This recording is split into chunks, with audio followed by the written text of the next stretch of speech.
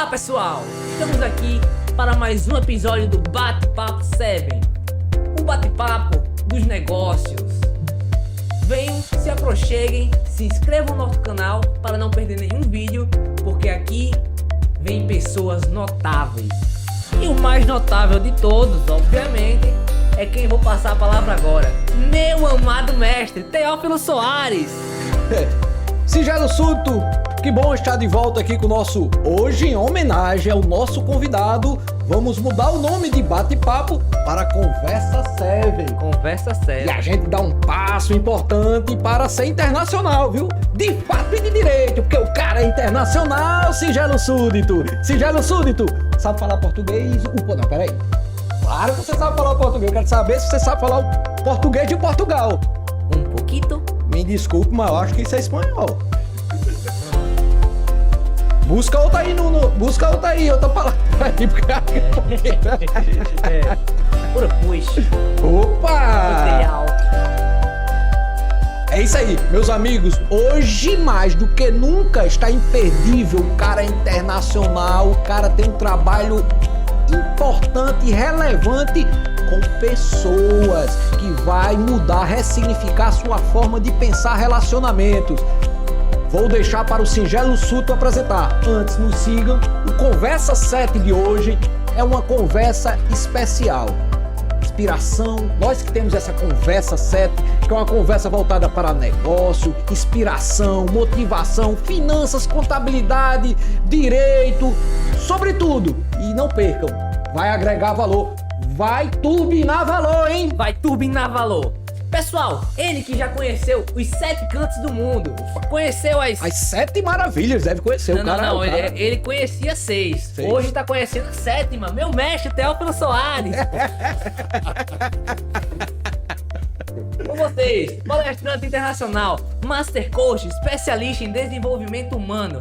Ele é reconhecido pela sua autenticidade, carisma e capacidade de motivar pessoas. Ele é especialista em resultados máximos, estratégias de superação, progresso comportamental, PNL, programação neurolinguística, hipnoterapia, neuroestratégia, inteligência emocional. Com vocês, Ricardo Mendoza. Mais de 34 países e mais de 500 empresas atendidas por essa fera. Ricardo, fica à vontade, você está na conversa de casa. Maravilhoso. Antes de mais, muito obrigado por toda esta energia, esta recepção, este calor do nosso povo irmão, o povo brasileiro, que sempre venho cá, fico sempre com a ficha carregada para vir mais vezes. Opa! E sobretudo sentir como, tal como você disse, notável. Vou pôr aqui uma nota por você ser tão amável, da palavra notável, que é o que faz a programação neurolinguística, não é? Para apanhar um pouquinho das palavras e da base da comunicação. E vocês são dois comunicadores natos, certamente todos os que nos estão a ouvir são pessoas que gostam de melhorar a sua vida, de crescer, de comunicar. E para mim é um privilégio estar aqui nesta cidade, que eu disse para vocês, e também para o meu amigo Fábio, que é a cidade preferida no Brasil. Tenho aqui família vivendo aqui e é um orgulho estar com vocês e poder transmitir algumas aprendizagens, alguns ensinamentos, algumas experiências que toquem o coração e a cabeça daqueles que nos ouvem. Que bom! Sejam bem-vindos. Singelo? É uma honra que o Bate-Papo 7 se torne internacional hoje e receber nosso primeiro convidado ser o senhor Ricardo. Fique à vontade. Ricardo, vamos lá. Nosso bate-papo, ele inicia. Trazemos aqui, como você muito bem frisou, pessoas notáveis. Então, por causa da história, do patamar que alcançou, do sucesso, e não só por alcançar sucesso, mas por ajudar, servir as pessoas com conhecimento. Conta um pouco da história do Ricardo, como o Ricardo chegou nesse nível de 34 países, mais de 500 empresas atendidas. Conta um pouco da tua história, se houve crença limitante que você teve que superar essa fase para crescer. Boa pergunta. Crença limitante não houve uma, houve várias. E essas várias crenças certamente ajudaram a chegar aqui ao dia 2. Eu acho que tudo começa no momento em que cada um de nós decide nascer, no momento do nascimento. E eu desde pequenino que já nasci com uma crença que me colocaram, que eu era demasiado grande. E a única coisa que eu fiz foi perceber que nasci com 8 meses, 5,1 kg, e o médico que me atendeu ao nascimento, a primeira coisa que me disseram, junto com a minha mãe, foi que eu não cabia sequer na caminha. E o médico era tão pequeno que disse: este bebê é grande demais. Então aqui foi que instalada logo uma crença, não é? Demasiado grande. Só que na realidade hoje em dia ela foi aproveitada para quê? Para tornar o ser humano ainda mais grande, ainda mais gigante.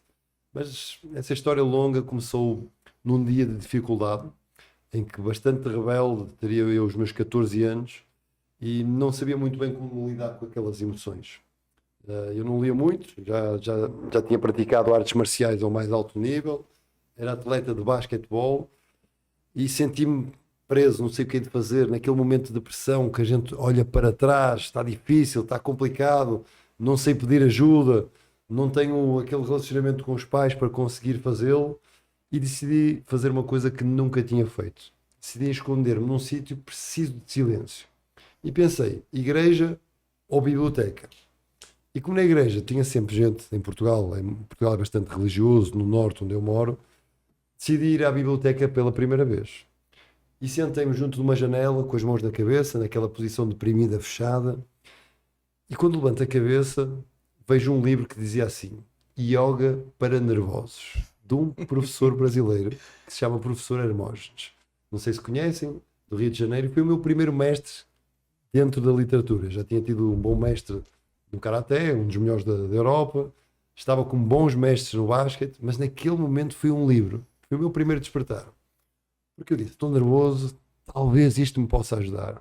E vejam como às vezes uma pequena frase, um pequeno gesto, um pequeno movimento, quando tu levanta a cabeça, e eu sempre me lembro disto, quanto mais a gente baixa a cabeça, mais fácil é tropeçar. Quando levantamos a cabeça, normalmente acontece sempre algo que nos pode animar, que nos pode iluminar o caminho. Naquele momento foi aquele livro. E a primeira coisa que aconteceu foi quando abri o livro, eu vi uma metáfora. Uma metáfora é uma história que alguém conta de forma que nós mesmos, com a nossa experiência, possamos assimilar e dar um significado. E a vida são significados. Então naquele momento eu abro o livro e leio esta metáfora. Quando vem a tempestade, não são as árvores mais fortes, mais rijas, mais firmes que sobrevivem, porque essas quebram e partem. São aquelas flexíveis que sabem moldear ao vento e continuam a crescer.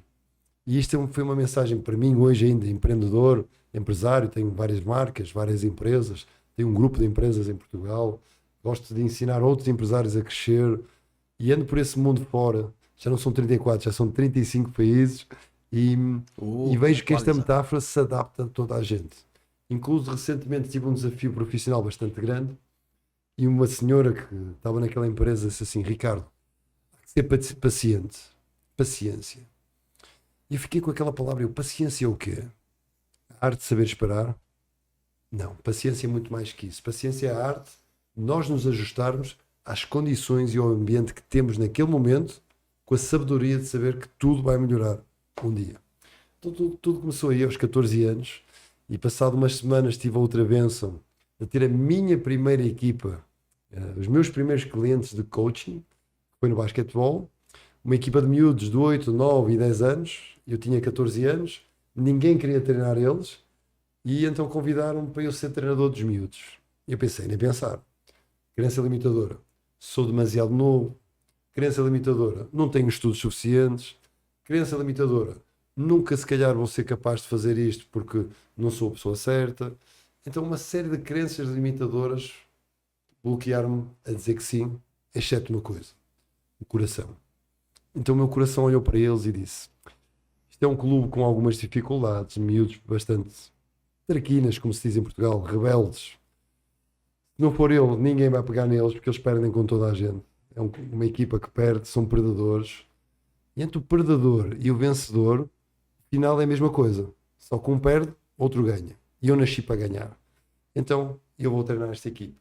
E a minha primeira grande palestra começa aí aos 14 anos. Em que eu tive quase um dia sem dormir, eu escrevi o discurso todo perfeito e cheguei lá e aquilo que eu lhes disse foi, olhei nos olhos, disse, é a primeira vez que sou o treinador de alguém e a partir de hoje o todo é mais que a soma das partes. E nem todos vocês aqui vão ser atletas nem profissionais de basquetebol, mas todos vocês podem ser homens. Se alguém não quiser, pode ser já. E aquilo que eu aprendi, você perguntou sobre as crenças, há um nível ainda mais profundo que as crenças, que são os valores, os princípios, aquilo que nos rege. Nós vinhamos no carro, vinhamos conversando o que é que faz um empresário de sucesso, um empreendedor de sucesso, um jovem que quer crescer na vida e quer fazer algo diferente para mais. E estávamos a falar da palavra, o valor da palavra. E o Fábio estava-me a explicar a história do filho do Bigode, e eu lembrei-me de uma que eu digo sempre aos meus filhos. Eu sou tripai e tento sempre passar a melhor mensagem para eles, que é: nem toda a gente tem palavra, ok? E para mim quem tem palavra é rei, só que nem todos os reis têm palavra. Então quando tu dá a palavra e cumpre, segue para um sentido melhor da vida, tu chega a um patamar que vai ser a realeza da vida, vai ser o líder, vai ser alguém que vai deixar uma pegada melhor que aquilo que encontrou. Então os princípios começaram aí com esses miúdos, em que eu acabei por ser o pai, o irmão. Aproveitei que eu, em espaço de 2 anos, comecei a ser um jogador de seleção e bem remunerado naquele clube, e o meu salário de treinador foi para construir uma biblioteca, um novo valor, o valor da cultura, o valor da sabedoria.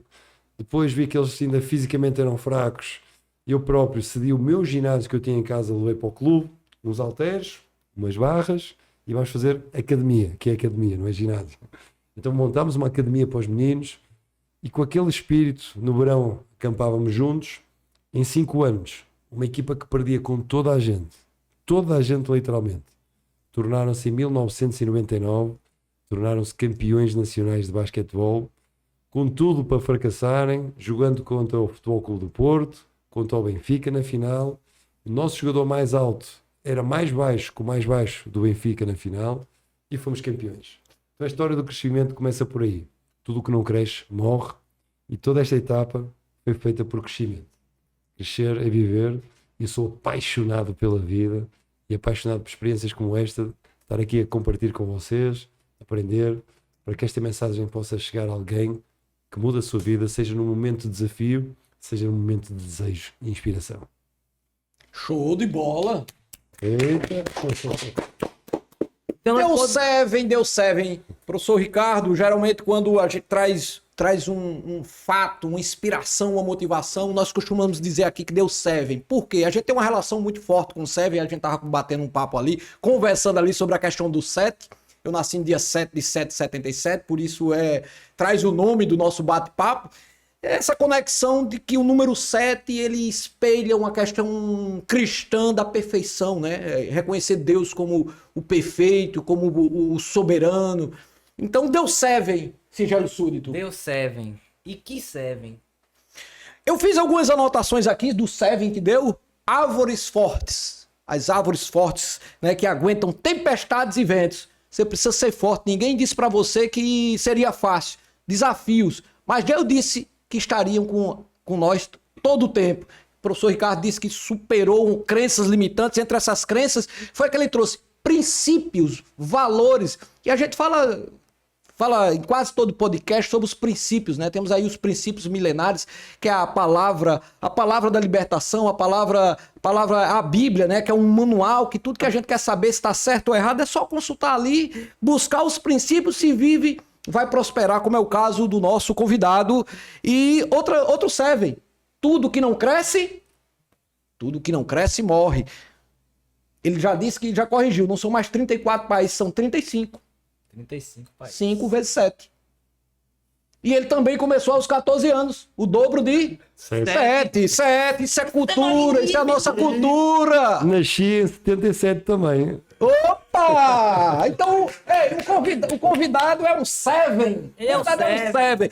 O seven. Professor, show de bola, muito inspirador, mas deixa eu acrescentar uma pergunta ainda nessa questão do seu crescimento. Qual foi o momento mais difícil, não sei se o mais difícil, o mais desafiador nessa sua trajetória? Nestes últimos anos, este foi um momento muito difícil. Porque aquela história, aquela crença limitadora de que homem forte não chora, obrigou-me a procurar, a fechar-me muito perto de vamos acabar com tudo. E acho que toda a gente já chegou assim a um momento perto deste, que é um momento que a gente não sabe o que há de fazer.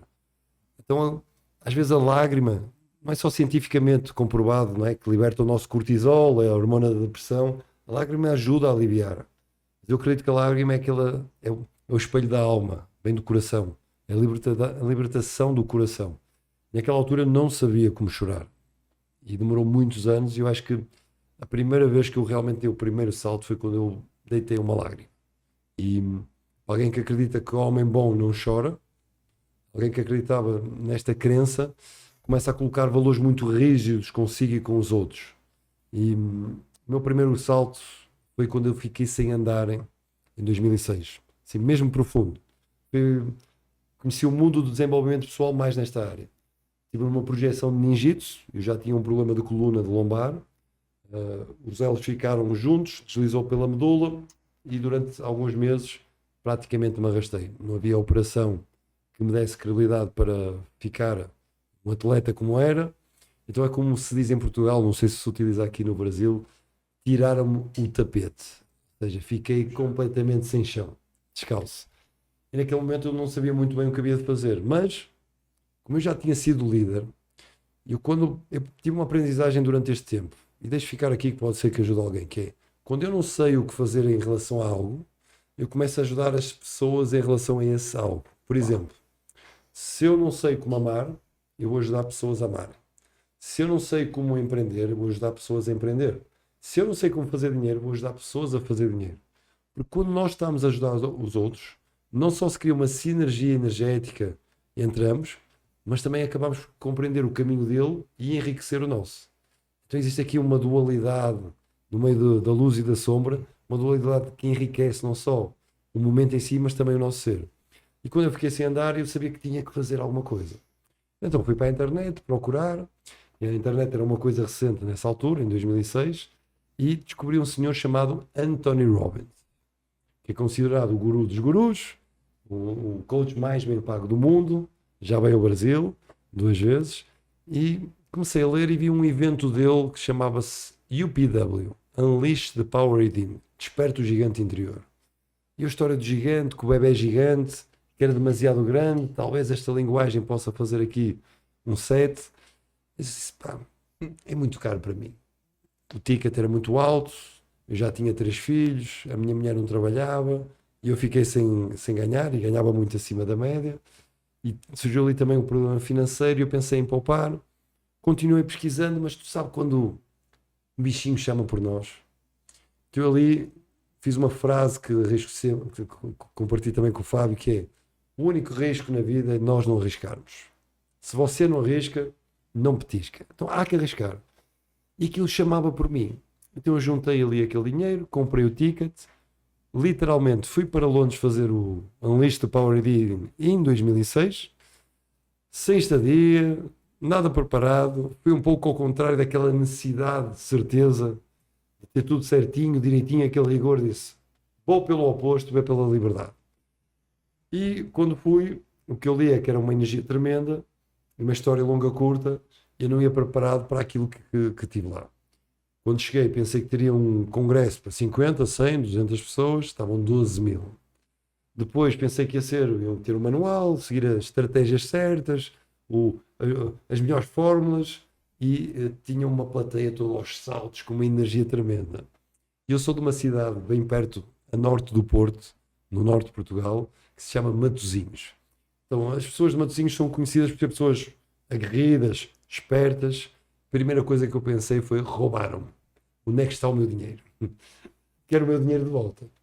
E aquilo foi muito engraçado porque eu fiquei resistente e a minha mente não estava como mente de paraquedas. Que é a primeira receita que eu dou a todas as pessoas aqui, se me perguntarem o que é que realmente pode mudar a vida de alguém, ter a mente aberta, como paraquedas. Se nós queremos dar um salto na vida, se queremos um set na vida e a mente está fechada, o salto não pode ser muito grande. Porquê? Porque senão tu vais se magoar. Você vai se magoar nesse salto. Então o que é que nós temos de fazer? Ter a mente aberta para experimentar. Quando nós dizemos eu sei, parte de nós já não sabe. Estamos a partir de um princípio de algo completamente rígido. Então, se sei, deixa-me experimentar. E eu não estava aberto a experimentar. Mas pensei, comprei o bilhete Gold quer dizer ouro em português, E disse, isto deve ser lá à frente, 12 mil pessoas, e eu pensei, deve ser lá à frente de tudo. Então passo as 3 primeiras filas de trás, história muito engraçada, e na 4ª, 5ª fila vejo ouro. Silver atrás, a prata, ouro é cá atrás. Então e o resto? Depois havia o Platinum, havia o Diamond, havia o Black, havia para aí 15 determinações diferentes. O ouro, que eu paguei uma pipa de massa, como se diz em Portugal, é cá atrás de tudo. Pensei outra vez, fui roubado outra vez. E naquele momento de desespero lembrei-me da frase que me acompanha toda a vida, do livrinho do Hermógenes, da árvore, tem que ser flexível. Não é? Se a gente quer atravessar o rio e a corrente vai contra, se a gente vai contra a corrente, vai gastar as energias. Então deixa a corrente levar até o outro lado e tu vais chegar à outra margem. E aproveitei, o sinal que tive foi uma senhora muito gira, da Islândia. Eu disse, bem, pelo menos vou-me sentar ao lado desta rapariga jeitosa e vou-me sentar e vou conversar e vou perguntar o que é que ela entende disto. E começámos a fazer uma amizade até, porque o meu inglês era muito, muito, muito reduzido. Então eu não conseguia entender o Tony Robbins e comecei com outro problema. Agora, fui roubado e comprei um produto ao qual eu não entendo o que eles estão dizendo. E comecei a ficar nervoso, mas perguntei aqui e ali, e no final deste primeiro dia, o primeiro passo da libertação. Há um processo de caminhar no tapete de fogo, descalço, e eu nunca acreditei nisso, resistente, e quando o Tony Robbins no primeiro dia diz, agora tirem os sapatos. E eu comecei-me a rir, assim, engraçado. E nisto vejo a senhora da Islândia tirando os sapatos e eu pensei, otária, está tirando os sapatos. Só que eu olho para o resto da fila e de repente, de julgamento, passei a total pânico. Toda a gente tirando os sapatos. Então eu deixei de ter o medo e o medo passou-me a ter a mim. E não funciona. Então, nós começamos a caminhar ao mantra, que é o Kulmos, e toda a gente, imaginem 12 mil pessoas caminhando, Kulmos, Kulmos, Kulmos. E o Kulmos que é para concentrar a mente consciente no mantra e não deixar que você se deixe vencer pelo medo. Só que o meu Kulmos era, estou cheio de medo, socorro, tirem-me daqui. E durante todo o caminho até o tapete de fogo, eu só pensava como é que eu vou fugir. Não posso fugir porque fiz de buddy, de companheiro com esta senhora. E novamente os princípios, os valores. Eu dei a minha palavra a ela que ia estar ao lado dela. Honra. E eu vou honrar a confiança que esta pessoa está a ter aqui. E confiança. Para mim é uma das grandes bases. Autoestima, o amor próprio, confiança, acreditar. O que é que me fez vir aqui a João Pessoa? Acreditar no trabalho do Fábio, em toda a sua empresa, todos os seus parceiros. Acreditar no Brasil. Acreditar na energia que existe aqui. Quando venho aqui sou sempre muito bem recebido. E aquele momento ficou-me como exemplo de grande gatilho de crescimento. Porque aprendi a 4ª lição desta história que vos estou contando. Colocando aqui alguns princípios, algumas estratégias. E aquilo que aconteceu numa história verdadeira, 100%, foi que chegamos e eu ainda não tinha posto os meus pés no tapete e já sentia o cheiro da carne queimada. Vejam como o medo se apoderou de mim totalmente.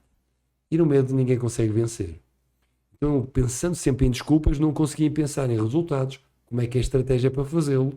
Então eu olho para ela e eureka.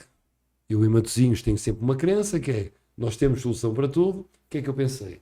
Olhei para a senhora e disse para ela, você vai na frente, porque eu sou de Matosinhos e lá somos muito cavalheiros. Mulheres vão sempre à frente. E como é que ela me respondeu? Ela respondeu do coração. Ela estava com medo, só que ela foi genuína, autêntica e disse, Ricardo, eu estou com tanto medo, você pode ir na frente para mim, para eu ganhar coragem. E ali aprendi uma das maiores lições da minha vida, que me ajudam até hoje a chegar onde cheguei e sei que ir muito mais longe, ajudando outros a ir mais longe. A verdade liberta. Quando ela com a verdade me disse que tinha medo, e eu, de forma cobarde, estava a esconder o medo de mim próprio, num conflito interno, num diálogo interno da minha mente, depois fisiologicamente já sentir o cheiro, porque o pensamento controla o corpo. Não, se vocês não se acreditarem, a gente faz um exercício para todos que nos vão ver a seguir, em 30 segundos, para verem como a mente transforma o nosso corpo. E naquele momento, pela palavra, pela coragem, pela honra, pela confiança, eu olho para aqueles 8 metros de achas, bato no meu peito, digo, como olhar para cima, eu lembrei-me de tudo, sem medo, venci o medo, e a aprendizagem. Eu consegui fazer por outra pessoa, não por mim. Então eu acabei, olhei, vi toda a gente correndo e pensei, talvez me puseram alguma coisa na vida, isto não parece normal. Eu era tão resistente que eu fechei logo a minha mente. Eu vibrei, saltei como uma criança, explodi. Naquele momento vem esta senhora loira, giríssima, e agarra-me, abraça-me com os braços, abraça-me com as pernas e dá-me um beijo. E eu pensei, bem, podem-me ter posto uma droga na vida, mas eu começo a gostar disto. E este foi o meu primeiro dia em desenvolvimento pessoal. Ficámos amigos naquela altura. Grande exemplo. Eu dei a volta toda a Excel Center todo, em Docklands, em Londres. Fiz mais de 15 minutos de descalço para poder repetir, que eles não deixam passar para trás. Estive à espera que tirassem as achas da fogueira, as colocassem. Disse, agora sou eu o primeiro. O meu gesto. Colmoço. E passei novamente. E ali eu deixei metade das minhas crenças limitadoras. Percebi que tu podes avançar muito mais depressa, você vai mais rápido quando você tem um medo como amigo e o medo não tem a você. Então este foi ali um grande gatilho em 2006, onde posteriormente tirei o curso de coaching profissional, programação neurolinguística, inteligência emocional, inteligência positiva. Fui crescendo e defini uma meta. Naquele momento poderoso, eu escrevi. Lembro-me de estar no chão, sentado a escrever. Um dia vou-me sentar ao lado daquele gigante que se chama Tony Robbins e fazer exatamente o mesmo que eu, de uma forma mais genuína e com a verdade. E as coisas aconteceram muito mais rápido do que eu estava à espera. Deu 7. Esse cara, o Ricardo, ele não mudou o meu valor, mas ele transformou, ajudando a transformar o meu valor, Singelo. Sim, porque, como o meu amado mestre costuma dizer, todos nós temos valor. Nós nascemos com valor porque quem nos criou tinha uma expectativa futura em nós. Por que, amado mestre? Ele tem expectativa. Nós somos pedras brutas em transformação e contamos com essas ajudas aqui para mudar a nossa forma de pensar e de agir. Ricardo, o Del 7 aqui, entre tantos, então o problema não é... O problema do medo não é ter o medo, é não ter coragem para enfrentar ele, seria isso? Então, ter medo não é problema, o problema é não ter coragem para enfrentá-lo, seria isso? Eu acho que basicamente pode-se dizer assim, eu diria de outra forma que talvez possa ser mais eficaz para aqueles que vivem no medo, que é apenas aceitar o medo como parte integrante da humanidade e da vida. Porquê? Se eu estou em frente a uma ribanceira, 50 metros, e eu não tenho medo, eu continuo a caminhar e morro.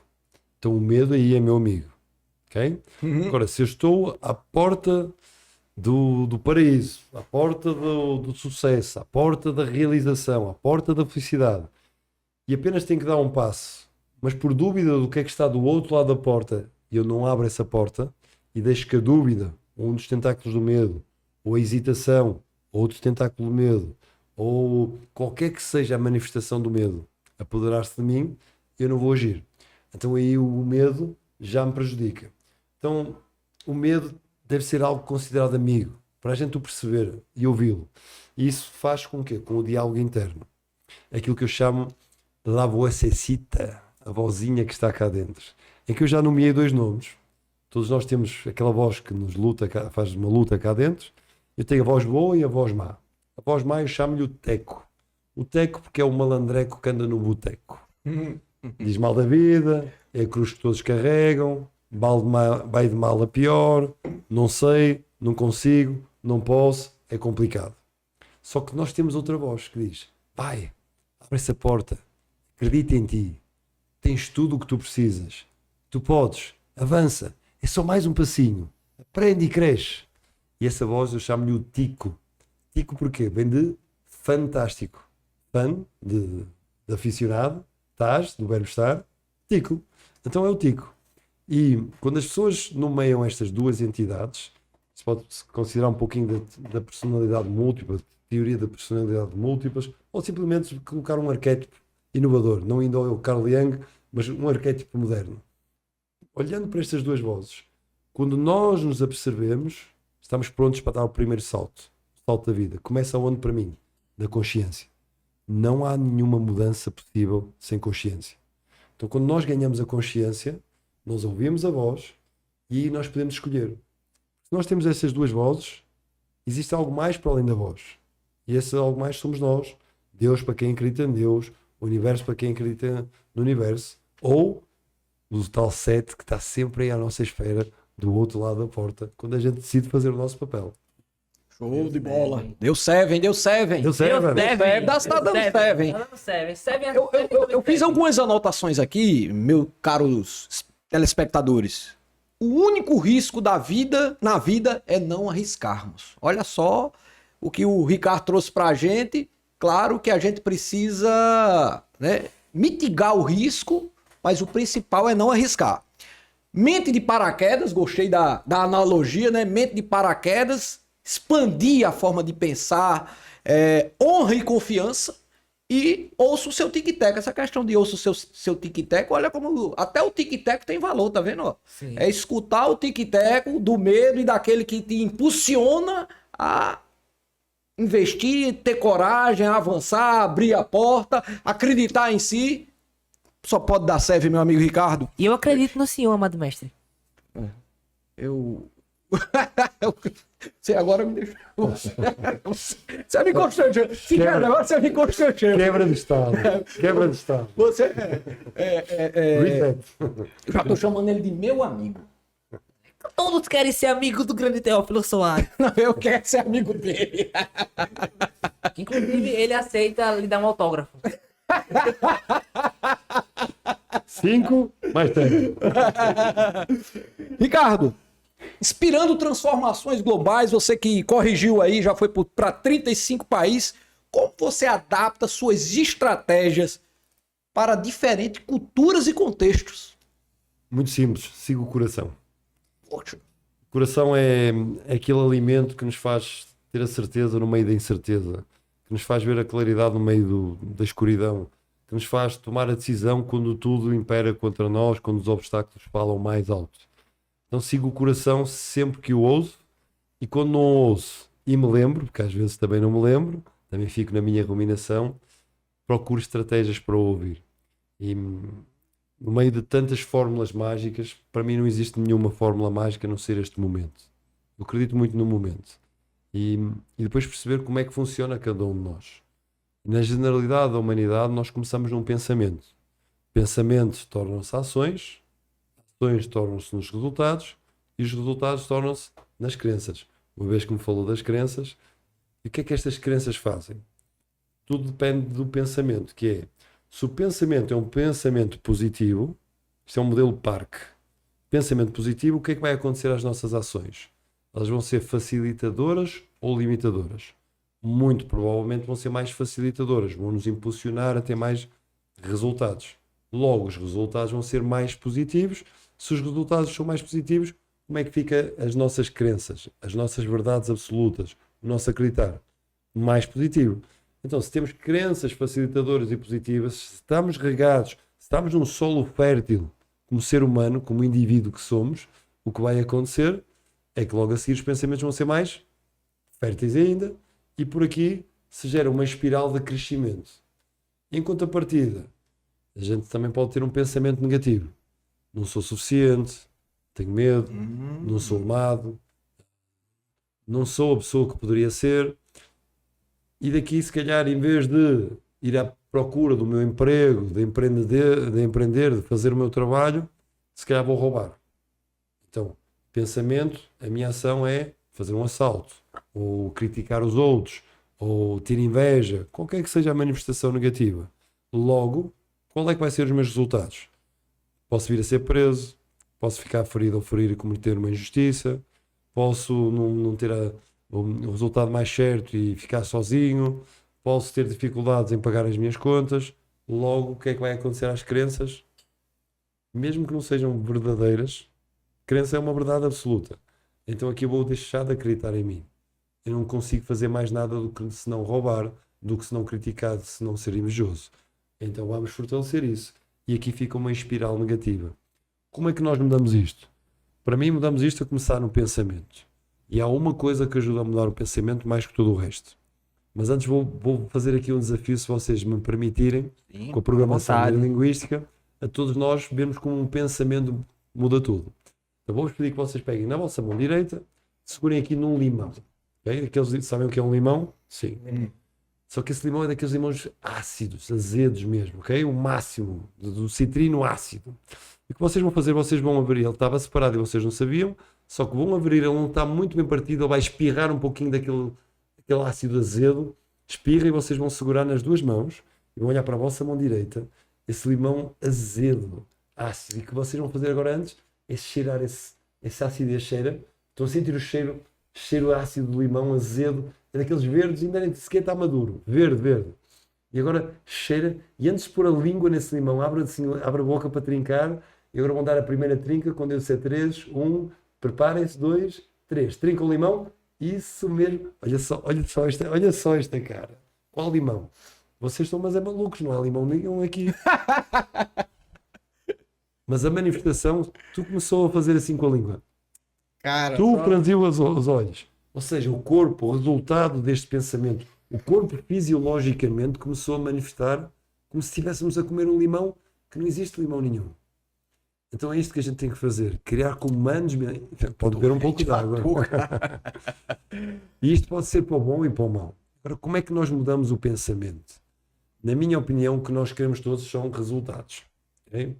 E resultados na vida, para mim, são respostas. Qual é a melhor forma de dar uma resposta? Qual é a pergunta que nós estamos fazendo? Então, se nós mudamos as perguntas, nós podemos mudar as vidas. Vou dar um exemplo para vocês comum. Tenho visto que o Brasil consome muita Coca-Cola, muito açúcar, tem tanta abundância que exagera em algumas coisas. Então a obesidade está subindo no Brasil, apesar das condições climatéricas e do país em si, e a cultura é muito favorável ao desporto e à atividade física.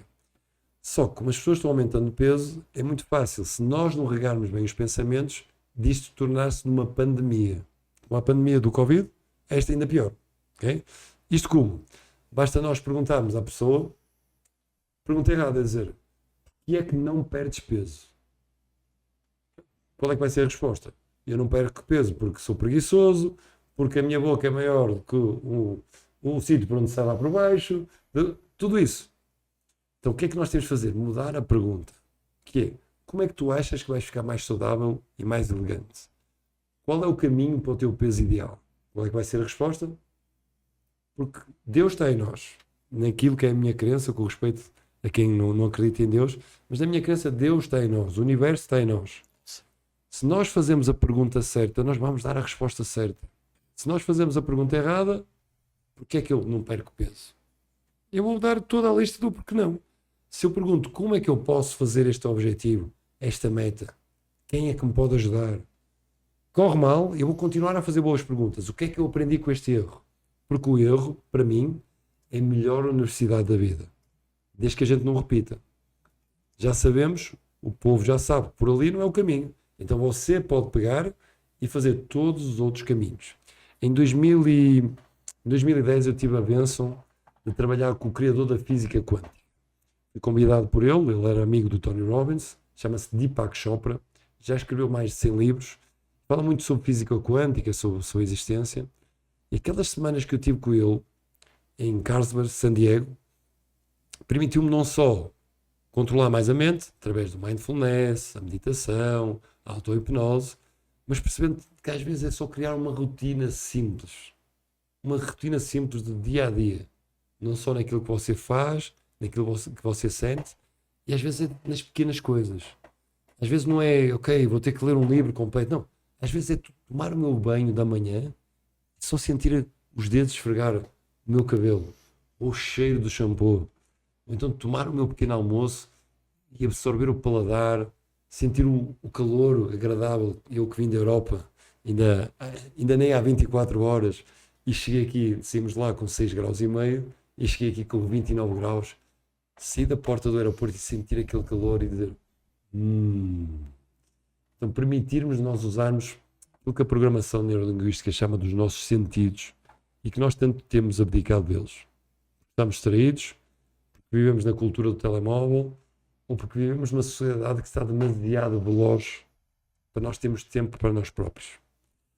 Travando um pouquinho, fazendo as perguntas certas, olhando os pensamentos, E os resultados que você ainda não atingiu podem estar só um passinho daquilo que é a sua vida agora. E eu acabei de fazer uma imersão na cidade do Porto, em Portugal, e um dos meus convidados foi um dos meus atletas. Só há 5 portugueses que fizeram 5 Olimpíadas presencialmente como atletas. Ele é um desses 5. E ele quase que foi o primeiro a fazer 6. E eu perguntei-lhe, levei ao palco, e eu queria desfragmentar qual era a neuroestratégia dele perante a competição. Ele disse 2 coisas deliciosas. Uma, temos que preparar o nosso pensamento, sobretudo na competição, como eu, que vou passar 4 anos para competir 1 minuto e meio. Vou repetir outra vez. 4 anos de treinos tridiários para competir 1 minuto e meio no final dos 4 anos. É preciso ter muita força psicológica para isto. Disciplina, consistência. E hoje em dia a consistência é uma coisa que não existe.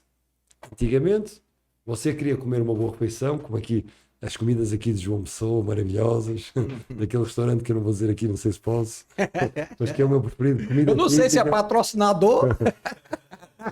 Comida daqui, cara, é delicioso. A minha mulher hoje comeu aquela carne, como é que é a carne? Carne de sol. Carne de sol. Belíssima no Nordeste. Nossa, que coisa maravilhosa, com aquele sucozinho de ananás e de caju. Tá na safra do caju, tá na safra E do se vocês virem nas minhas redes sociais, eu a tirar o caju da árvore e a dar uma trinca, coisa boa, fruta do pomar, isso é vida, isso é nós vivermos com a essência em si, é nós sabermos aproveitar cada momento, é absorver os nossos sentidos naquilo que nós estamos a fazer. Eu diria mesmo que é estar presente no presente, que é o presente da vida. Show, Deus serve. Deus presente serve. da vida, o presente. Ô, Ricardo, você falou que o Brasil é sua segunda casa, né? Você adora o Brasil, não é isso? Eu não tenho 2 casas, eu só tenho uma. Planeta Humanidade, Planeta Terra, onde todos somos irmãos, e às vezes estamos de um lado, outras vezes estamos do outro. Mas eu costumo dizer que Portugal e Brasil são o melhor de 2 mundos, São o melhor dos 2 mundos. onde eu faço parte dos 2. Que coisa boa. E, assim, dessas questões culturais, desse contexto, você disse que você vai com a mente de paraquedas para esses países, né? E qual foi aquele país mais desafiador e por quê, Ricardo? Olha, uma boa pergunta, porque pegando nos ensinamentos que estamos, nas experiências que estamos aqui a falar, eu posso chegar ao Brasil, por exemplo, com a mente tico ou teco, ok? E se chego com a mente teco, eita, brasileiro fala muito alto, o avião ainda nem parou, já estão todos de pé querendo, todos a monte, tirando ansiedade. E eu sei que o Brasil é um dos países com maiores índices de ansiedade do mundo. Brasil. Brasil. Contudo, também posso chegar a Portugal com a mente teco e dizer: o português é mal-humorado, não se entende nada do que o português diz. Ou seja, nós temos sempre a possibilidade. Quando eu vou com a mente tico, o Brasil é dos países que eu mais adoro. Porquê? Não é só o clima, não é só o modo comunicador que o brasileiro tem, mas é sobretudo a fome. A fome, não fome prática, mas a fome de desejo, a fome de vencer, o olhar e sentir que a vida pode ser melhor. Que é o segundo ensinamento que o Emanuel, o nosso olímpico, partilhou, que é, além da consistência, é ter sempre a capacidade, quando quebra, de saber que um dia vai ficar melhor. Ou seja, e daquele lado existe algo que nos vai deixar melhor. E quando tu aperta, quando o obstáculo não nos deixa ultrapassar, e eu sei que existe uma visão lá à frente. Então eu, quando vou a um país, a primeira coisa que eu faço é estudar o país.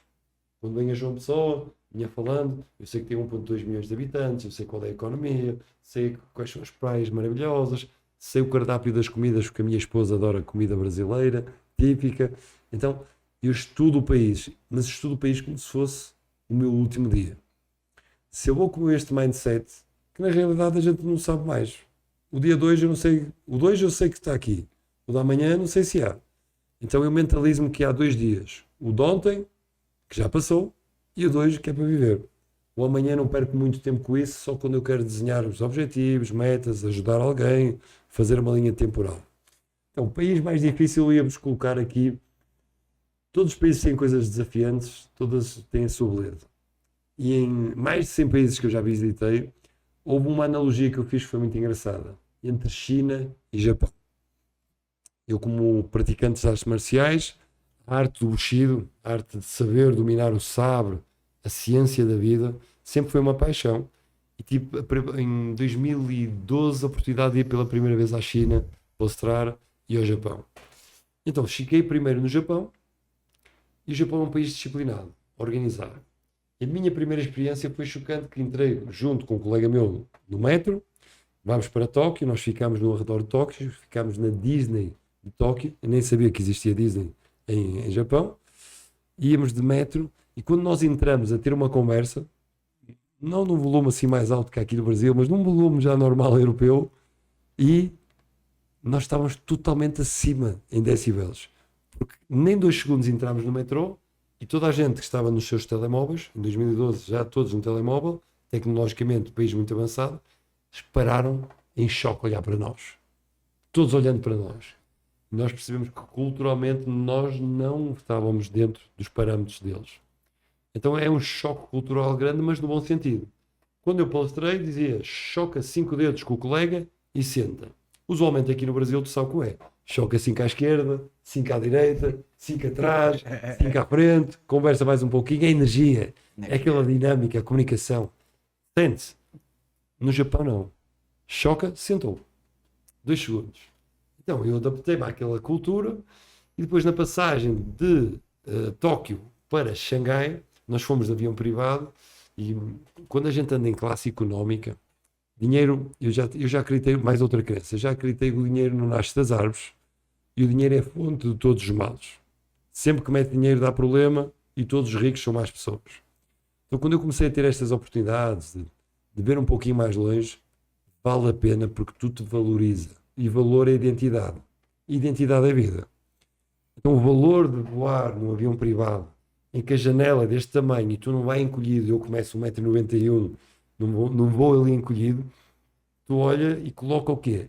Expectativas altas. Está vendo a cidade de Xangai, 40 milhões de habitantes, uma das maiores cidades do mundo, prédios modernos, e tu com aquela janela, tu parece que está dentro, está voando. Eu disse, Xangai vai ser ainda melhor que Tóquio. Só que a cultura chinesa é totalmente diferente. Eu quando fui para Tóquio fui de mente de paraquedas, aberta. Quando fui para Xangai já fui com a expectativa alta. Ásia demais. Eu depois saí de Tóquio, fui conhecer a montanha, fui conhecer a mística dos samurais, a cerimónia da geisha, do chá. Então entrei na cultura, tudo aquilo que eu sonhava. Na China, 2 países asiáticos, palestra vai ser espetacular. E então nós começamos logo a organizar, fui ver o local, começa a palestrar e choca 5 e senta. Cara, tu não tens noção. Eles nunca mais sentaram. Eles queriam, Ricardo, foto, Ricardo, foto. Disse, vai haver tempo para fotos, mas agora vamos ao conteúdo, vamos à experiência que eu quero ajudar-vos, eu quero apoiar-vos. Vamos crescer juntos. Foto. Já chega, senta, vamos crescer em conjunto. Lê a tonalidade. A comunicação é 7% de palavras, 38% de tonalidade e 55% de fisiologia. E nesta segunda comunicação mudei a tonalidade e pus uma fisiologia séria. E eles, foto, Ricardo, foto. Então foi o país mais desafiante, até porque depois houve uma altura que disse, então agora façam, eu costumo colocar assim o polegar para as pessoas apontarem para elas mesmas e digo, não sei quantos países, neste momento já são 35, façam um eu, assumir eu apontar para mim mesmo, um eu confiante. Eles fazem um eu confiante. Depois façam um eu de motivação, um eu entusiasmado. Se vou para o lado escuro, façam um eu deprimido. Eles fazem um eu deprimido. Façam um eu triste, fazem um eu triste. Então nisto, eles vão ancorando estados fisiológicos. Só depois no final digo, agora faz um eu super alegre, um eu de vencedor. Depois digo, um eu sensual. E há uma senhora na China que está assim à frente. Parecia que estava a fazer uma chamada telefónica. Cara, e tu quando é palestrante tem que ter uma confiança inabalável. Você tem que pensar que está preparado para tudo. Mesmo que não esteja preparado, tem que pensar que toda a sua vida teve a preparar-se para aquilo. Só que naquele momento ele não soube o que responder. E talvez este tenha sido o meu momento como palestrante mais desafiante assim dos últimos tempos. E olhei para ela e disse, boa, com força. E ela veio falar comigo no final e disse, adorei a sua palestra.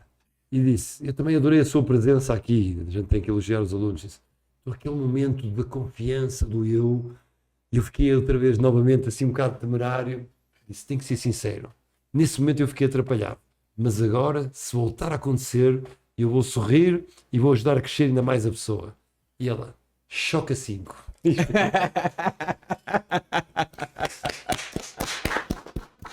Show de bola, deu 7, Singelo. Deu Seven. Mais uma vez. Seven sobre Seven. Daqui a pouco dá o 7.777. Não, 77.777,77. Até porque nós começamos às 7 horas da tarde, provavelmente 7 e 7 da noite. Temos que averiguar a hora. Pois é. E agora lembrei-me de mais uma experiência, mas esta não estava ligada com o palestrante. Foi a seguir aos meninos do basquete. Esta foi a experiência que eu mais amei e mais me mudou como ser humano. Mas deixámos ficar para o fecho. Vocês têm que me lembrar que eu depois posso me esquecer. Uma experiência quando fui subir o Monte Olympus. Um dos meus sonhos era conhecer os deuses do Monte Olympus. E é uma experiência, eu não sei quanto tempo é que vamos fazer de podcast, mas no final contamos essa história. Nós queremos ouvir essa história. Agora você cria uma expectativa. Anota aí, Singelo, a gente não vai esquecer, não. Ricardo, sua empresa já impactou mais de 300 mil pessoas, correto? Ao vivo. Ao vivo, tá, gente? Não é... Como é que... Online, como é que chama? Digitalmente. Digital, né? Ao vivo, tá, gente? Mais de 300 mil pessoas em 5 continentes. Qual é o segredo para alcançar tanta gente? Paixão.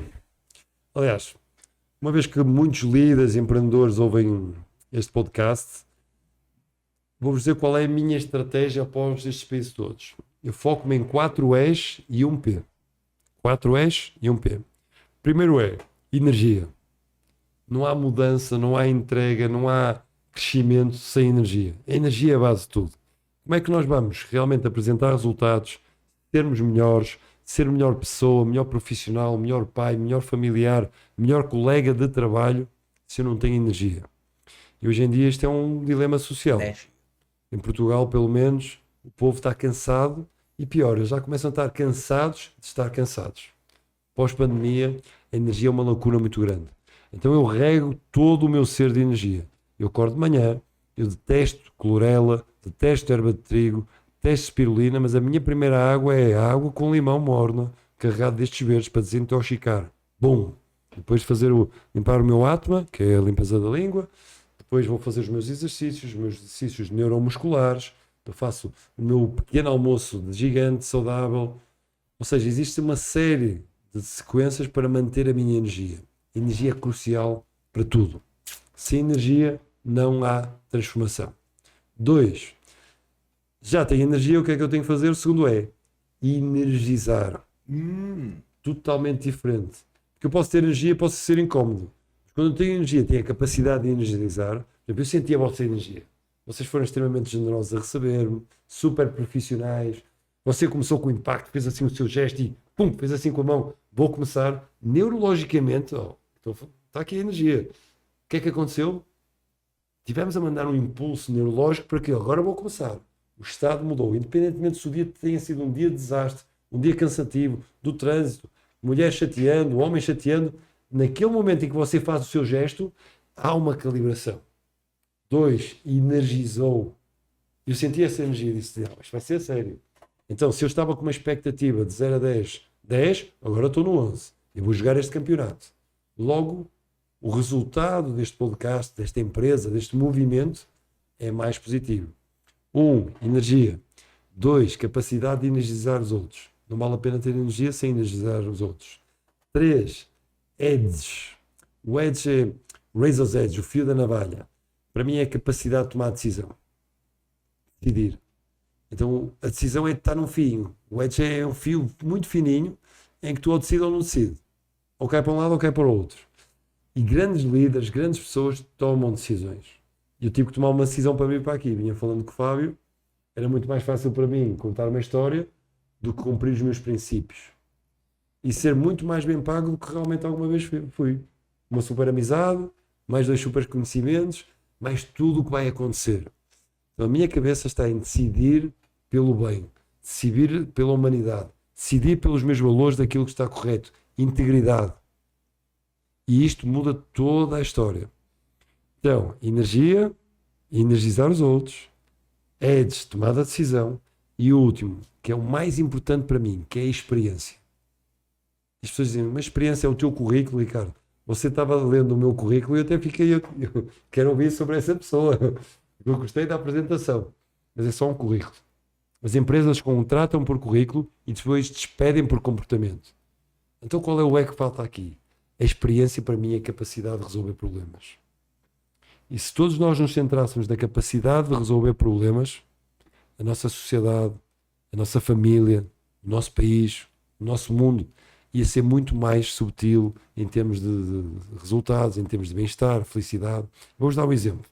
Nós hoje entramos numa praia lindíssima aqui em João Pessoa, tem uma palmeira em cima de uma rocha, fica ali perto da Praia dos Coquinhos, Praia do Coquinho.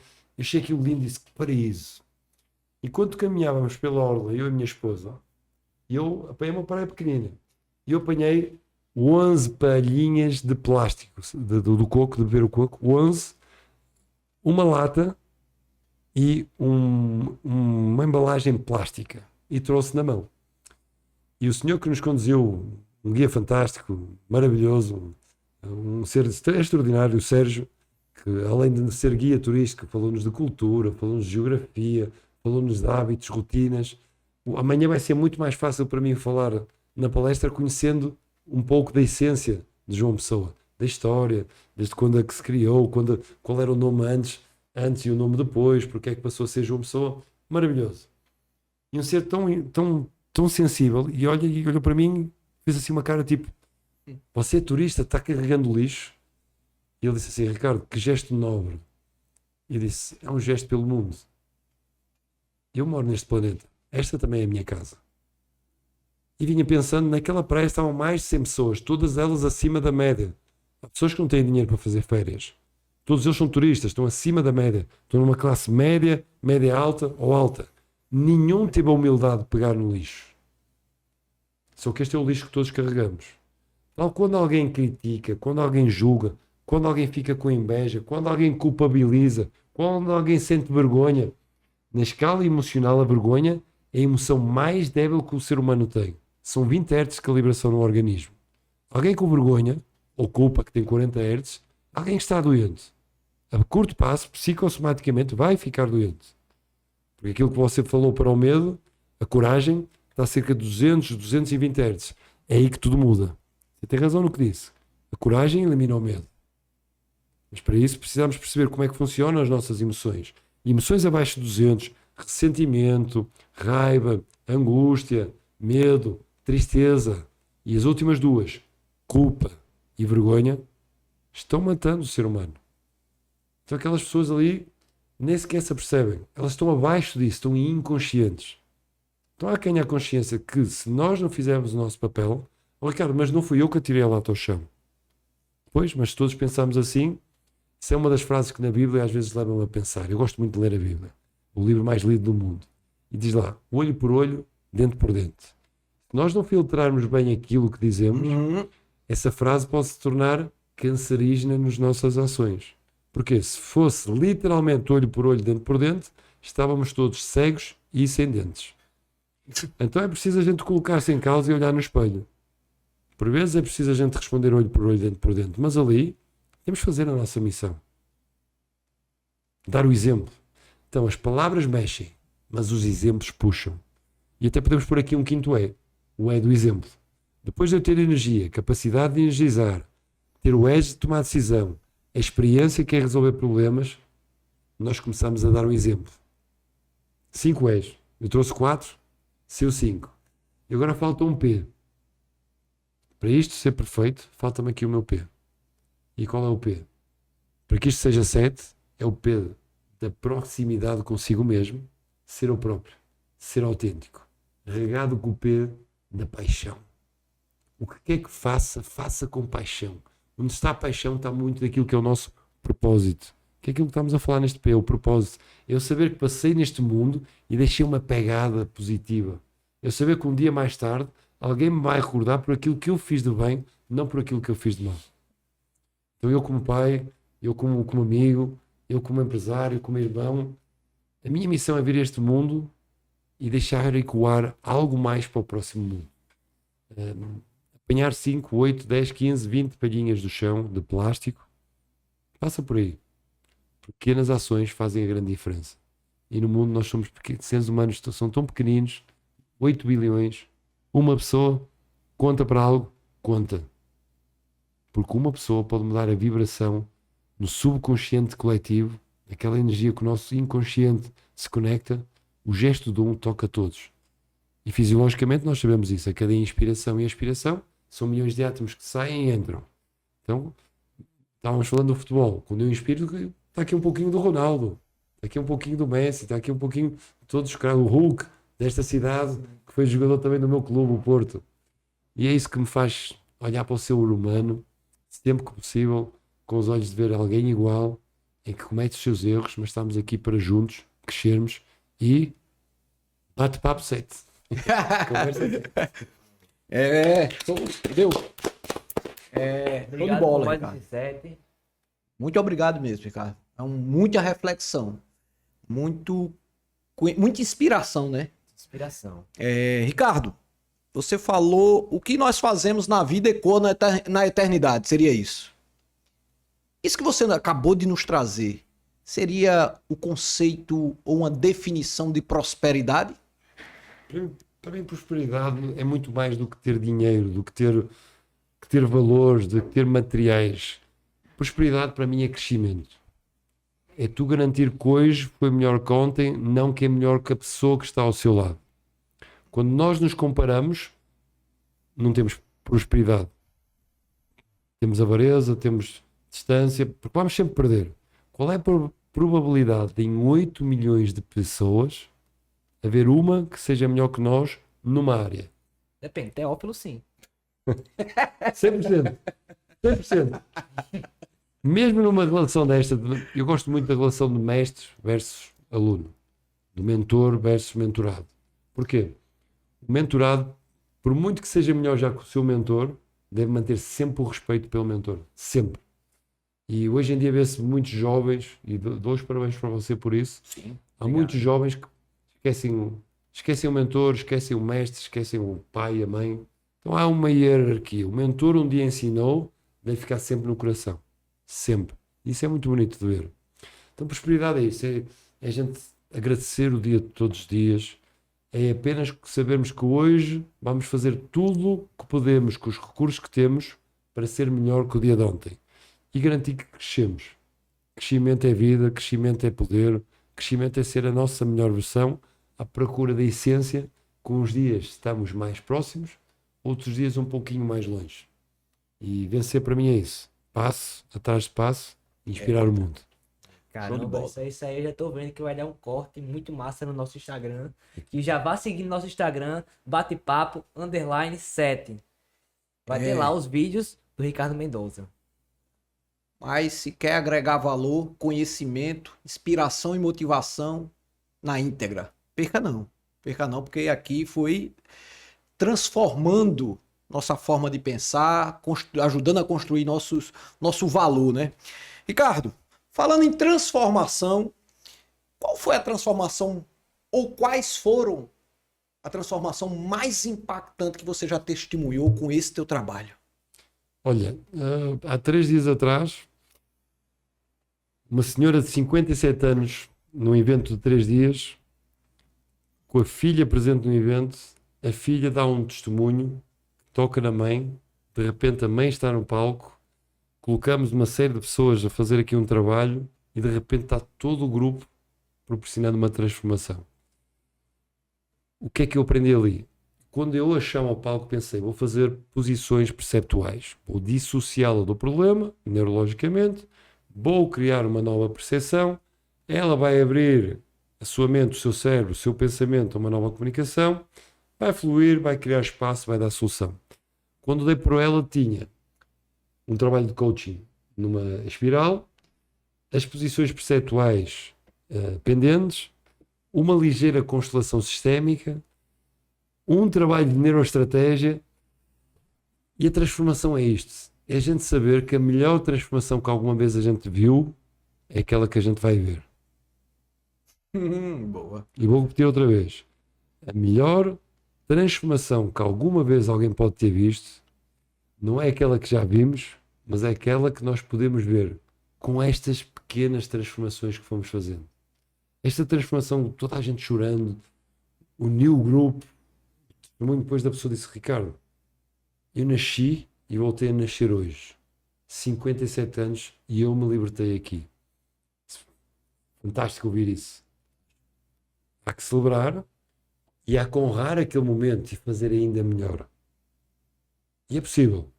Talvez não seja naquele nível, não seja com aquelas pessoas, não seja com uma interligação de um grupo de centenas de pessoas, porque toda a gente trabalhou, nós acabamos com a pluralidade da energia masculina e feminina dentro da sala, porque a rigidez daquela mulher, empreendedora, líder, mas dentro tão fria, tão congelada, essa rigidez só podia ser libertada com aquela vibração feminina.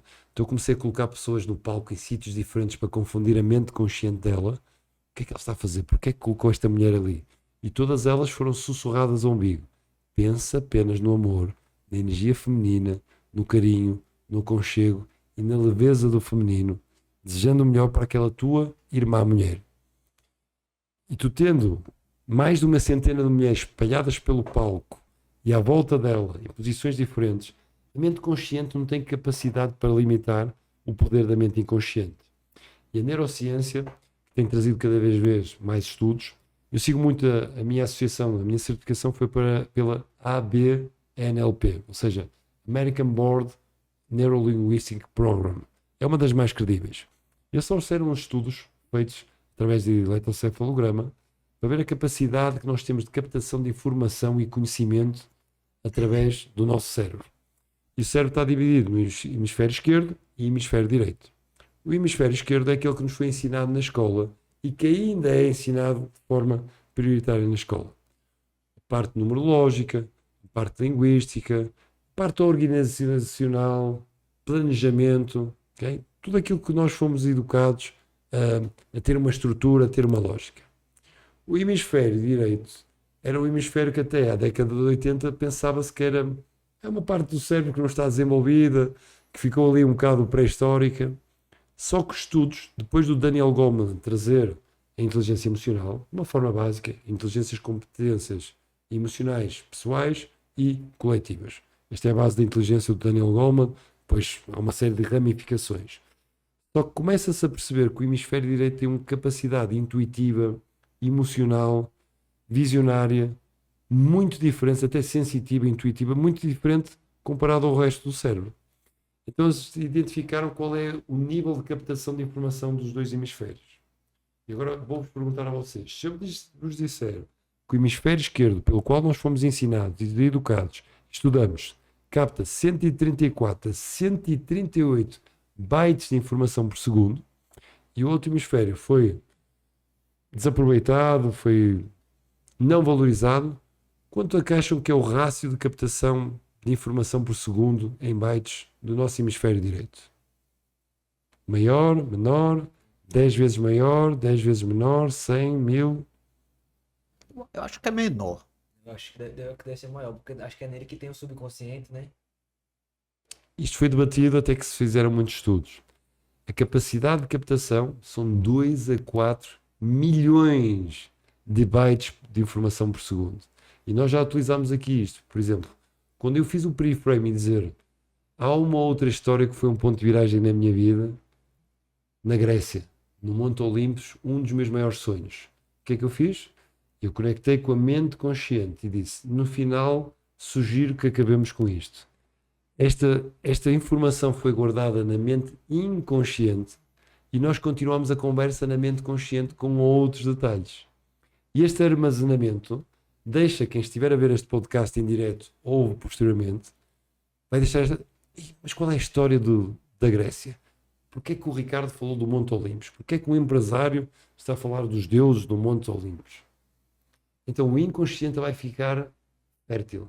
Ele vai ficar ali num processo de, mas conta-me, curiosidade. E a verdade é que nosso cérebro cresce muito mais quando somos crianças, porque somos curiosos.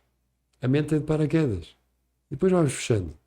Então, utilizar os 2 hemisférios no método de ensino, nas partilhas que fazemos, o lucro, o resultado é muito maior. E é possível pegar exatamente na mesma equipa, como empresário, como líder, como treinador, e em apenas um movimento começar logo a ter mais resultados. E amanhã, para quem estiver na conferência, o Fábio fez questão que eu partilhasse uma neuroestratégia que utilizámos com o clube de futebol, e em 7 semanas, o que não conseguiram em 20 anos, fez-se um milagre em 7 semanas. Só que não é um milagre. Tem uma estratégia. E ela chama-se também conectar com a mente inconsciente e saber comunicar para os dois. O corpo é a linguagem do inconsciente. Por exemplo, quando eu fiz o jogo aqui do limão, eu percebi como é que o corpo se manifestou em termos de língua, movimento da língua, em termos faciais. Então o corpo manifestou porque o inconsciente ele consegue ver o limão, ele consegue ter as sensações, ele consegue cheirar, sentir. E é isso que nós temos que fazer com a nossa comunicação, com a nossa humanidade, com os nossos colegas de trabalho, com as nossas empresas, sobretudo num país pseudo-emergente como é o Brasil, que está crescendo muitíssimo. A faixa etária média é uma faixa de produtividade tremenda, e este é um ponto de viragem para que o Brasil possa ser autossustentável e para que as empresas possam liderar este país no sentido certo para acabar a pobreza. A pobreza não acaba dando-se um sustento, dando-se um subsídio, dando-se... Aqui acho que é o Bolsa Família, não é? Bolsa Família. Nossa família. Porquê? Porque se a mente está fechada e limitada, ela vai continuar a criar estratégias para não criar as suas soluções. É um solo não fértil, ou seja, é um solo ancorado. E o que nós precisamos é um solo enraizado. Fertilizar as raízes de forma a que elas façam crescer árvores, troncos, ramos, folhas, para no final dar os frutos. E o Brasil precisa de muitos frutos, porque há muitas pessoas que estão com a âncora de eu não posso, eu não consigo, não sou bom o suficiente, não tenho a capacidade, não mereço. São as piores crenças que nós podemos ter. Eu não sou, não tenho identidade, e eu não consigo fazer, não sou capaz, capacidade, e eu não mereço. Se eu não mereço, eu não tenho merecimento. E desde o início que nós temos em loop aquilo que as crenças. Você passou uma oportunidade de falar de crenças, e eu juntei aos valores e à identidade, que é a base dos níveis neurológicos do ser humano, e ainda estamos nas crenças. E o povo diz assim que está ouvindo: ainda existem mais crenças? Estas são as 3 básicas.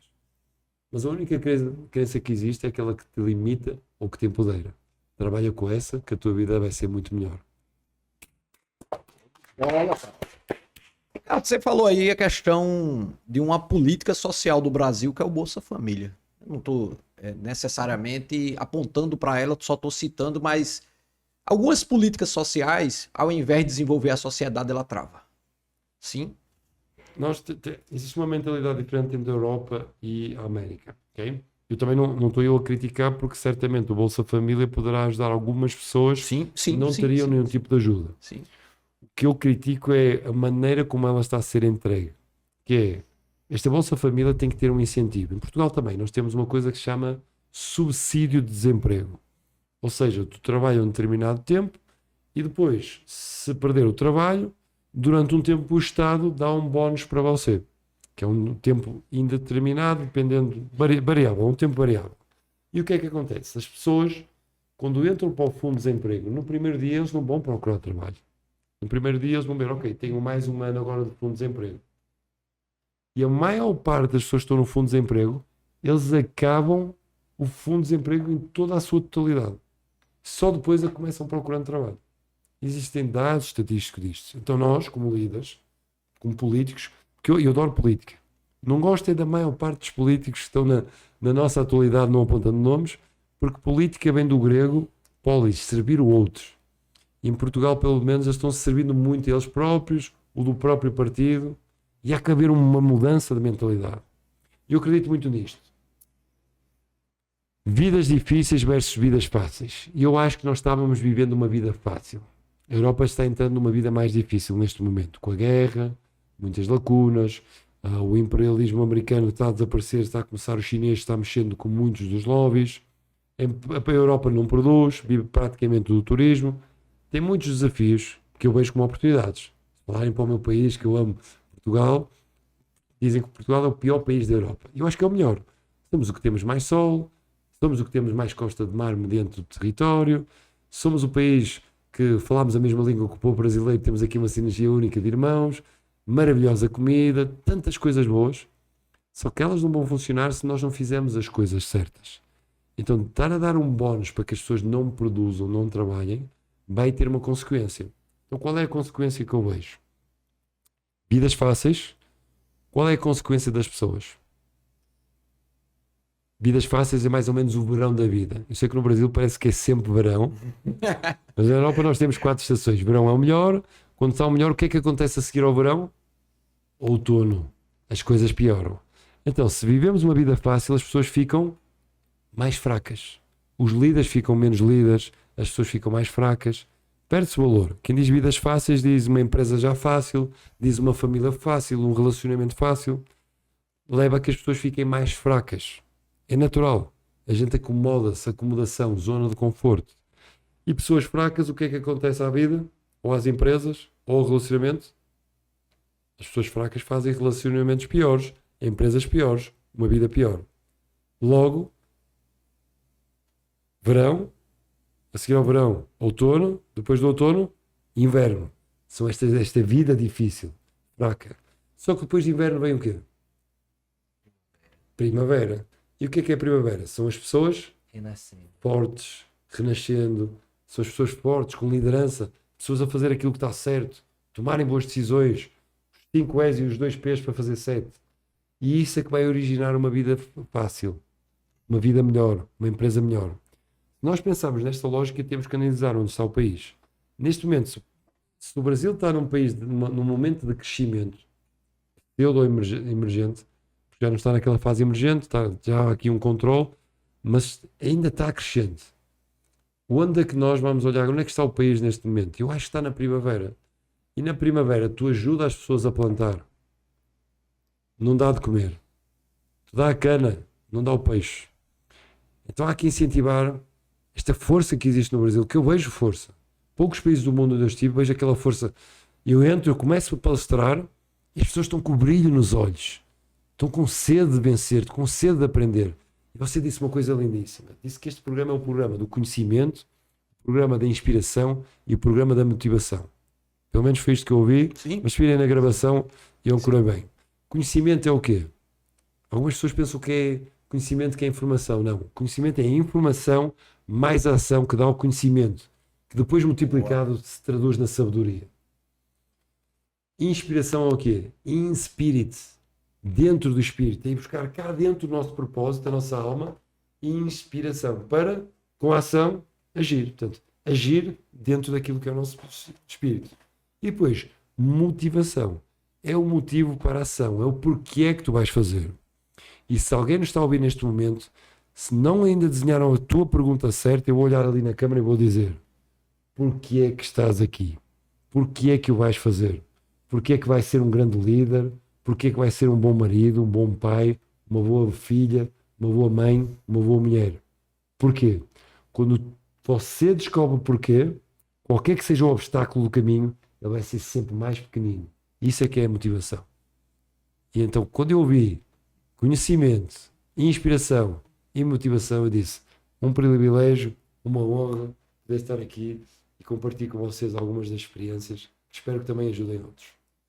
Está ajudando bastante. Demais. O privilégio é nosso, a honra é nossa. Você não sabe o quanto e será para nosso telespectador. A gente tá chegando aqui na reta final, é uma pena, passou rápido, cara. Foi muito conhecimento, foi parabéns pela sua simplicidade, pela sua humildade. Muito bom. Mas você tem uma história ainda para contar, tá aqui, você tem uma história ainda para contar. Eu só queria lhe explorar um pouquinho mais sobre a questão da inteligência artificial. Muito bom. Eu ouvi alguém dizer que a inteligência artificial ela ia se expandir, está se expandindo pelo fato das pessoas não terem habilidade de se relacionar. Então, vamos expandir aquilo que nos distancia das pessoas. É uma inversão de valores, né, Ricardo? É isso mesmo. Qual que você pensa sobre a questão da inteligência artificial? Se é essa dificuldade de relacionamento ou não tem nada a ver? Traz aí tua opinião, por favor, sobre isso. Em Portugal nós temos uma metáfora que diz assim: enquanto uns choram, outros vendem lenços. Ok? E nós temos que escolher se vamos querer chorar ou se vamos querer vender lenços. E eu acredito que quando nós temos os valores alinhados, os bons valores, credíveis, o que é que quer que seja importante? Para mim, nos meus valores está a saúde, está a energia, está o amor, está o respeito, está a integridade, está a família. Esta é a minha escala de valores, que é o que é importante para mim. Se estes valores forem bons, qualquer que seja a adversidade, nós vamos acabar por seguir no sentido certo. O que é que a inteligência artificial traz? Traz medo. Porquê? É o desconhecido. Nós não conseguimos prever o que é que vai acontecer amanhã. Até porque a velocidade é muito acelerada. E quando surgiu o Google, eu perguntava às pessoas, quem é que aqui procura no Google, passado 2, 3 anos? Metade da audiência. O GPT está há 1 ano e meio, mais ou menos, 2 anos. Eu pergunto, quem é que aqui já foi procurar no GPT? 99% das audiências. Isto é velocidade. Agora, isto impera 3 pontos essenciais em todo o ser humano. 1, está a gerar confusão. Nós estamos a ficar confusos. É muita informação, é confuso. 2, é rápido. É demasiado veloz. E a sensação é que eu estou a perder. Perda traz tristeza, perda traz incerteza, insegurança, perda traz distância daquilo que é o seu momento presente. E a terceira, traz muita insegurança a toda a gente. Então as pessoas estão confusas, inseguras, com medo, e não muito no momento presente, porque demasiado veloz a gente começa a dizer, antigamente era assim, como é que vai ser amanhã? E eles deixam de viver o momento presente. A atenção foco-temporal deles está distante do aqui e agora.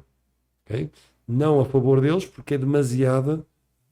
Ou seja, a atenção foco-temporal pode ser boa, tu estar no futuro, uma determinada percentagem do seu tempo, para imaginar algo melhor, para criar uma visão, para ver como é que quer.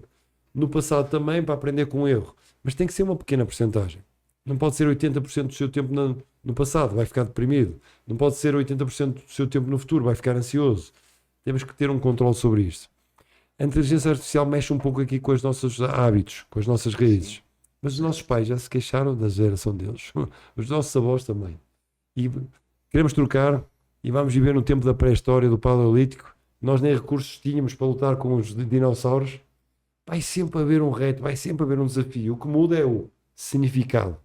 Eu tenho uma definição para aquilo que você é. Em Portugal, nós tratamos por tu, que é quem tu és, quem você és. E és é um E e um S, que pode ser o E de encolhimento e sofrimento, quando nós deixamos de perder controle sobre isto, nós deixamos de estar no momento presente e de olhar para aquilo que temos, ou tu pode ser expansão e superação, quando tu pega naquilo que acontece e decide vencer. Então no meio está o quê? No meio estão as escolhas e os significados que nós damos.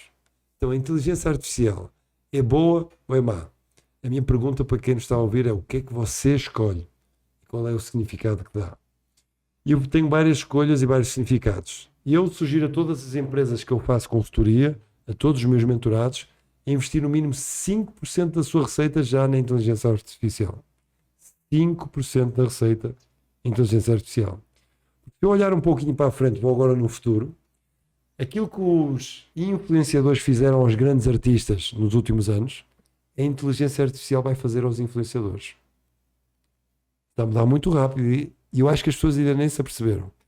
Aquilo que as grandes Walmart, as grandes cadeias vão fazer, eles vão dominar com a inteligência artificial, eles vão voltar a ganhar o mercado nas redes sociais.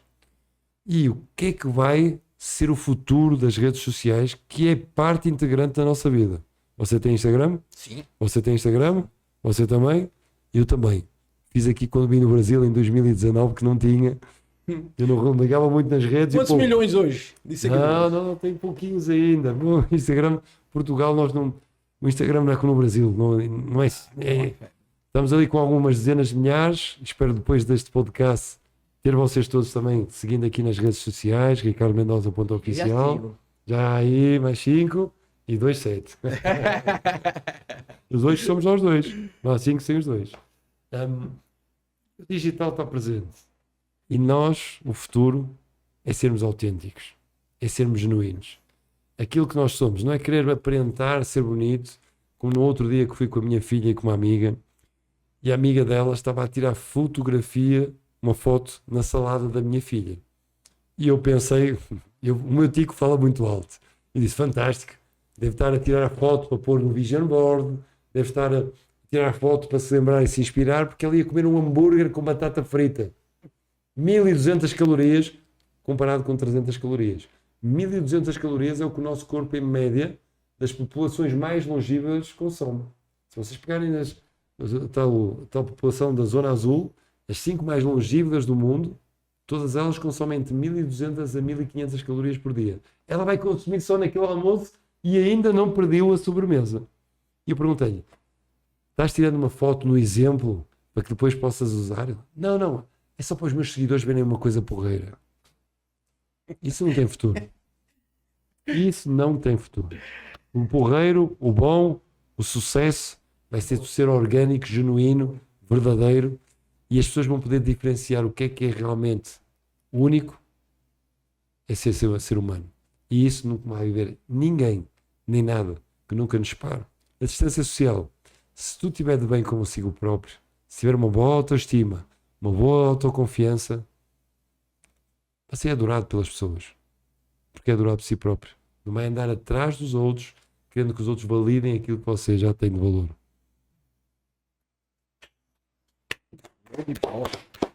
Mais um Seven e...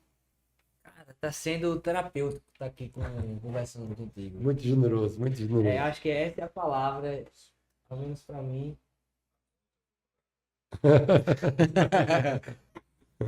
Mas querendo finalizar, desculpa, professor, Nada, que é isso.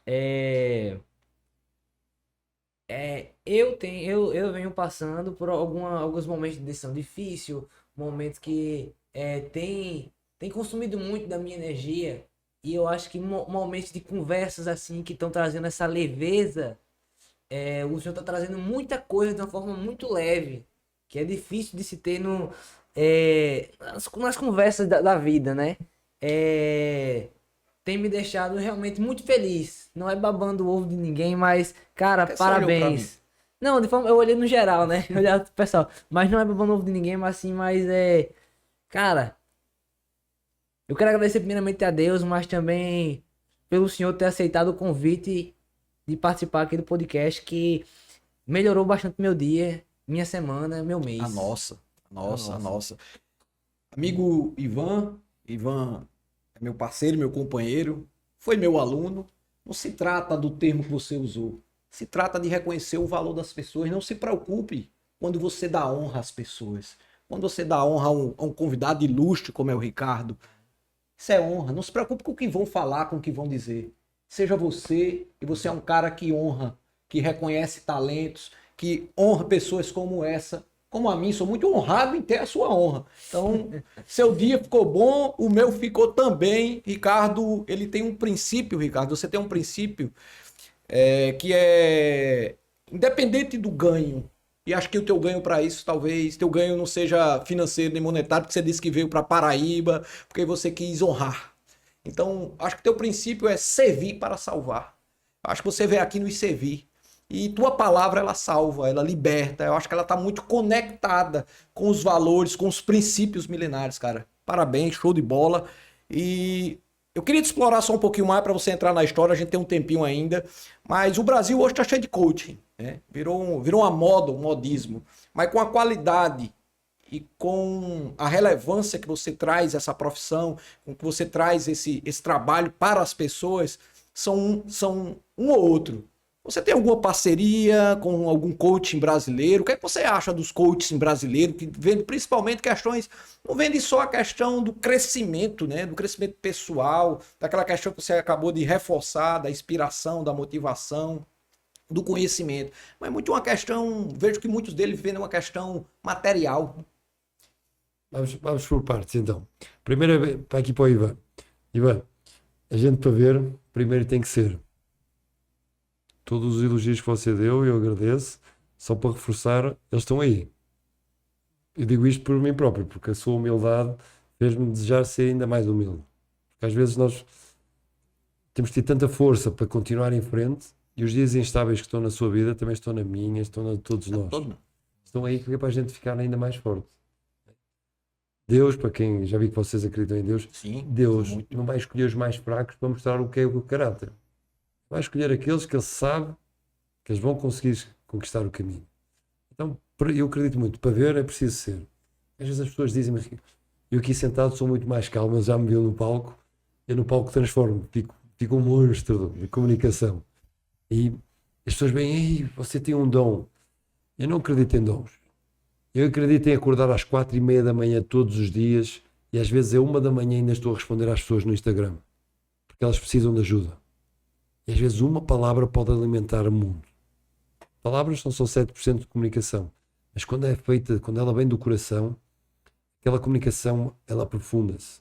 Eu costumo dizer aos meus filhos, pai está a falar para ti em comunicação de nível 1, não gosto. Boca, orelha, entra a 100, sai a 200. Não ouvem nada do que eu digo. Outras vezes eu consigo chegar um pouquinho mais. Boca, cérebro. Eles entendem o que eu estou a dizer, mas não sentem. Só que quando a gente comunica, como você comunicou, boca, coração. Você comunicou boca, coração. A coisa perdura, ela expande-se, ela emana. Então é muito importante nós podermos comunicar, e eu pego no exemplo do Ivan para chegar ao exemplo do coach, comunicar de forma eficaz. Comunicação igual a relacionamentos, relacionamentos igual a vida. Então, se queremos melhorar a vida, temos que olhar para os relacionamentos profissionais, íntimos, sociais.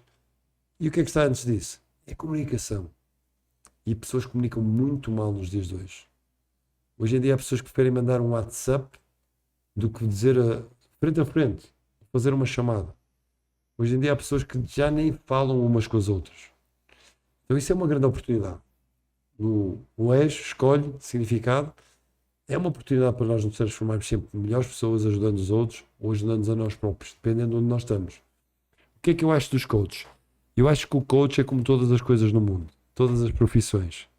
Há bons e há maus. Primeiro, o que é o coaching? O coaching não é uma ciência, coaching é uma metodologia, ok? E não é um rival da psicologia, da psiquiatria, da terapêutica, é um complemento, é mais uma ferramenta. Eu utilizo quase todas elas. Fui-me formando em várias áreas, é uma vantagem termos conhecimento desde que o aplique. O coaching é um acelerador de resultados. Enquanto, por exemplo, o psicólogo trabalha com psicoterapia, tem uma linha temporal no passado, vai equilibrar em pontos de recalcamento, traumas, por aí fora. O coach não. O coach trabalha do dia 2, ponto A, até o ponto B, resultado desejado. E depois acelera a estratégia para lá chegar. É um acelerador de resultados. Isto é o coaching. Na minha opinião, como é óbvio. É uma metodologia de aceleramento de resultados através, essencialmente, de perguntas.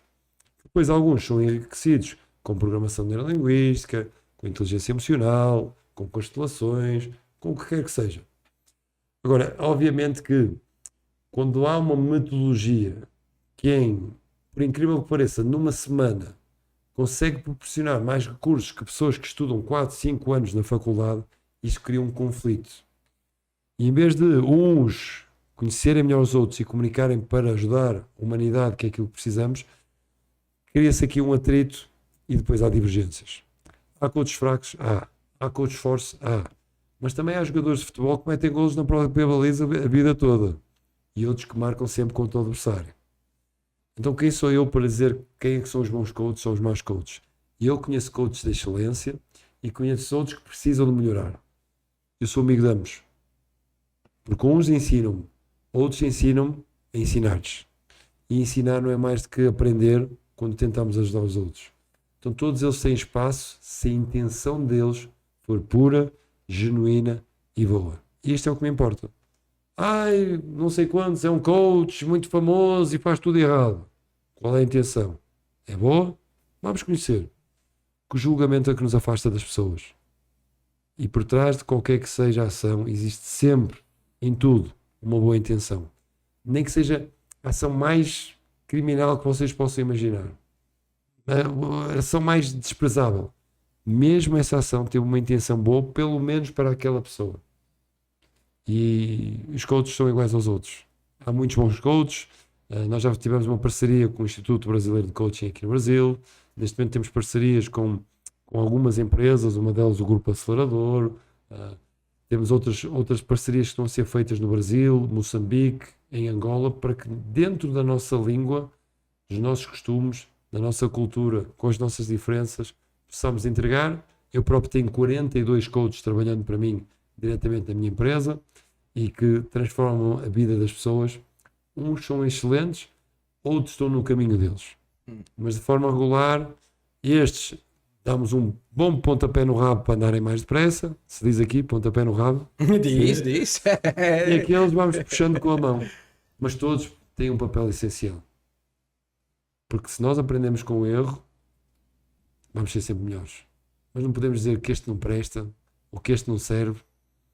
O Cristiano Ronaldo começou na rua, dentes podres, a jogar com um nubilo de meias dos pés, de calçar. Ele não tinha bolas para jogar. Hoje em dia vai ser um dos atletas de sempre mais nomeado. Michael Phelps, que eu também conheci pessoalmente, numa das sessões com o Anthony Robbins presenciais. Michael Phelps contou uma história linda. Ele era gozado pelos pés grandes e os braços compridos. Chamavam-lhe o pato e o gafanhoto.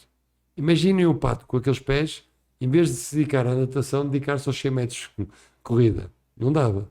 Então eles gozavam, eles faziam bullying com o Michael Phelps. Olha o gafanhoto com aqueles braços. A verdade é que aqueles braços fizeram num só Olímpico, numa só Olimpíada, ganhar mais medalhas do que o Brasil e o México, com quase 400 milhões de habitantes juntos. Teve mais medalhas de ouro que estes dois países brilhantes juntos. Ele pegou na história e não fez da história uma história. Ele fez da história o seu sucesso. E isto para mim é que é o coaching. Não deixar as pessoas ficarem presas em histórias que não as estão a ajudar, mas fazer delas um grande sucesso. Só para vocês rematarem, você disse uma coisa muito bonita que eu não gravei aqui, mas foi, Ricardo, servir para salvar. Servir para salvar. Houve um momento que eu pensei, já muitas pessoas dizem que eu sou o melhor coach da língua portuguesa, e eu não me considero coach, eu só me considero uma pessoa que quer transformar pessoas, negócios, líderes. E se eu sou o número 1, o pior risco que pode acontecer é passar a ser o número 2. Então o que é que eu tenho que montar a minha mentalidade? Eu já me considero o número 1. Se vocês me perguntarem, quem é que é o melhor coach do mundo? Sou eu. Não, nem que, com respeito, eu sei que ele é um dos melhores coaches, pode ser para você, Ivan, pode ser para o Fábio, e eu sou o melhor coach do mundo. Parabéns. Posso não performar como o melhor coach em algum momento, mas dentro da minha cabeça, eu sou o melhor coach. Você me pergunta quanto é que é o meu valor, eu vou dizer 1 milhão de euros. Só que eu ainda não cobro 1 milhão de euros. Mas na minha cabeça, eu já quero valer 1 milhão de euros. Neste momento estou a trabalhar para os 6 dígitos, ok? Eu já cobrei por uma palestra 5 dígitos, estou atrás dos 6 dígitos. Só que para eu chegar aos 6 dígitos, eu tenho que estar rodeado de uma ambiência, de um ecossistema de palestrantes, de coaches que cobrem no mínimo 5 dígitos. Senão eu nunca vou lá chegar. Como eu não tenho esse ambiente, eu tive que procurar estratégias de aceleramento. E fiz uma pergunta. Onde é que eu vou palestrar que mais ninguém palestra?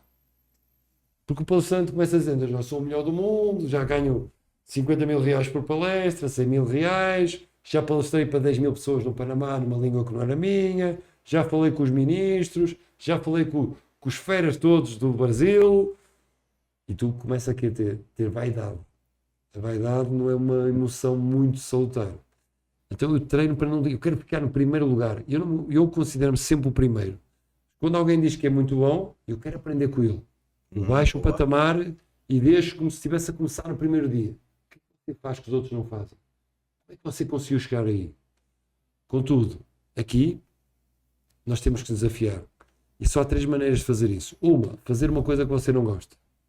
2, fazer uma coisa que você não sabe. 3, fazer diferente. E o que é que eu fiz? Decidi, todos os meses faço uma contribuição. Depois de amanhã vou estar em Recife a dar uma palestra junto com uma parceira para cestinha básica em Recife, para ajudar os mais pobrezinhos. Então eu decidi, todos os anos eu vou dar uma palestra num sítio onde mais nenhum palestrante em Portugal foi. Penitenciária. Onde eu entro lá dentro, já há 7 anos que faço isto. 7 anos. Não posso levar computador, não posso levar telemóvel. Quantos anos? 7 anos. 7 anos. 7 anos já. Já vai para a minha 7ª penitenciária. Deu Sete. 7. 7. Agora é 2025, vai ser a 7ª. Fiz a 6ª este ano, vou para a 7ª. 7 bateu 7 aqui. Tá Deu tudo, seven, tudo- deu É a seven. sinergia, é a sinergia. Vou É a contar para sinergia. vocês. Muito poucos sítios fui, não ganho um cêntimo, é voluntariado. Mas muito poucos sítios fui onde me senti Cara, que, tão rico, tão preenchido, cara, que extraordinário. tão conectado Que extraordinário. como chegar a estas almas. Estas pessoas são esquecidas pela sociedade, às vezes pela sua família, e saem, eles não têm outra oportunidade. Não têm. A menos que alguém traga um pouco de amor, um pouco de acreditar, um pouco de estima para eles. E eles saberem que o melhor do mundo está ali para eles, como está aqui para João Pessoa, como amanhã vai estar para você que está ouvindo, aquilo traz um pouco de esperança, um pouco de fé. Mais que esperança, que para mim esperança às vezes leva as pessoas a esperar a herança junto ao rio e morre de sede. Fé já tem movimento. Fé já tem certeza, já tem poder de dentro, vem da alma, no meu significado. Então é uma das coisas que eu ainda bem que me desafiei, e ainda bem, e desafio aqui aos meus colegas palestrantes, vou desafiar o Fábio um dia, irmos aqui a uma penitenciária, porque no Brasil deve ser bem mais difícil que em Portugal, mas fácil e difícil não existe, é a mente que eu queria. E se vai ajudar, estou presente. Show de bola. Bola, cara. Eu congrego numa igreja que tem essa missão de não só visitar penitenciárias, como visitar hospitais. E eu tive a honra de acompanhar, é algo transformador, Ricardo. Parabéns. Eu me arrepiei quando você falou que gera valor para essas pessoas que na maioria das vezes são esquecidas, né? Que certamente merecem uma oportunidade.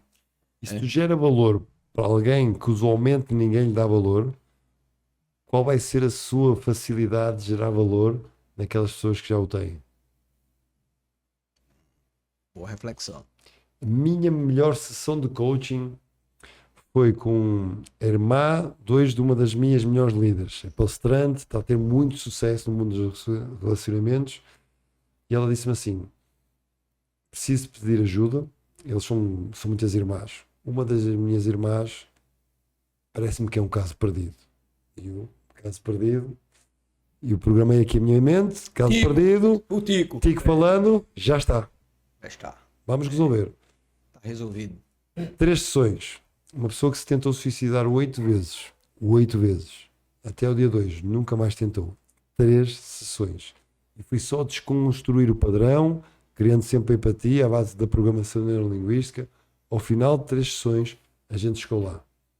E uma pessoa que se podia ter perdido pelo caminho, quando alguém acredita que ela realmente tem um rumo, talvez até um dia mais tarde ela possa ajudar mais alguém. Mas neste momento ela ajuda a família a estar unida, deixou de ser um problema, eles confiam, boa. acreditam e todos juntos agradecemos. Coisa boa. Show de bola. Singelo. É isso, né? Ricardo, sua história. Você ficou de nos contar uma história aí. Estamos na expectativa de Estamos ouvir. na expectativa. Então, Singelo, para que suas palavras finais, ou o Ricardo conta logo depois você. Ele tá devolvendo o ouro do Brasil.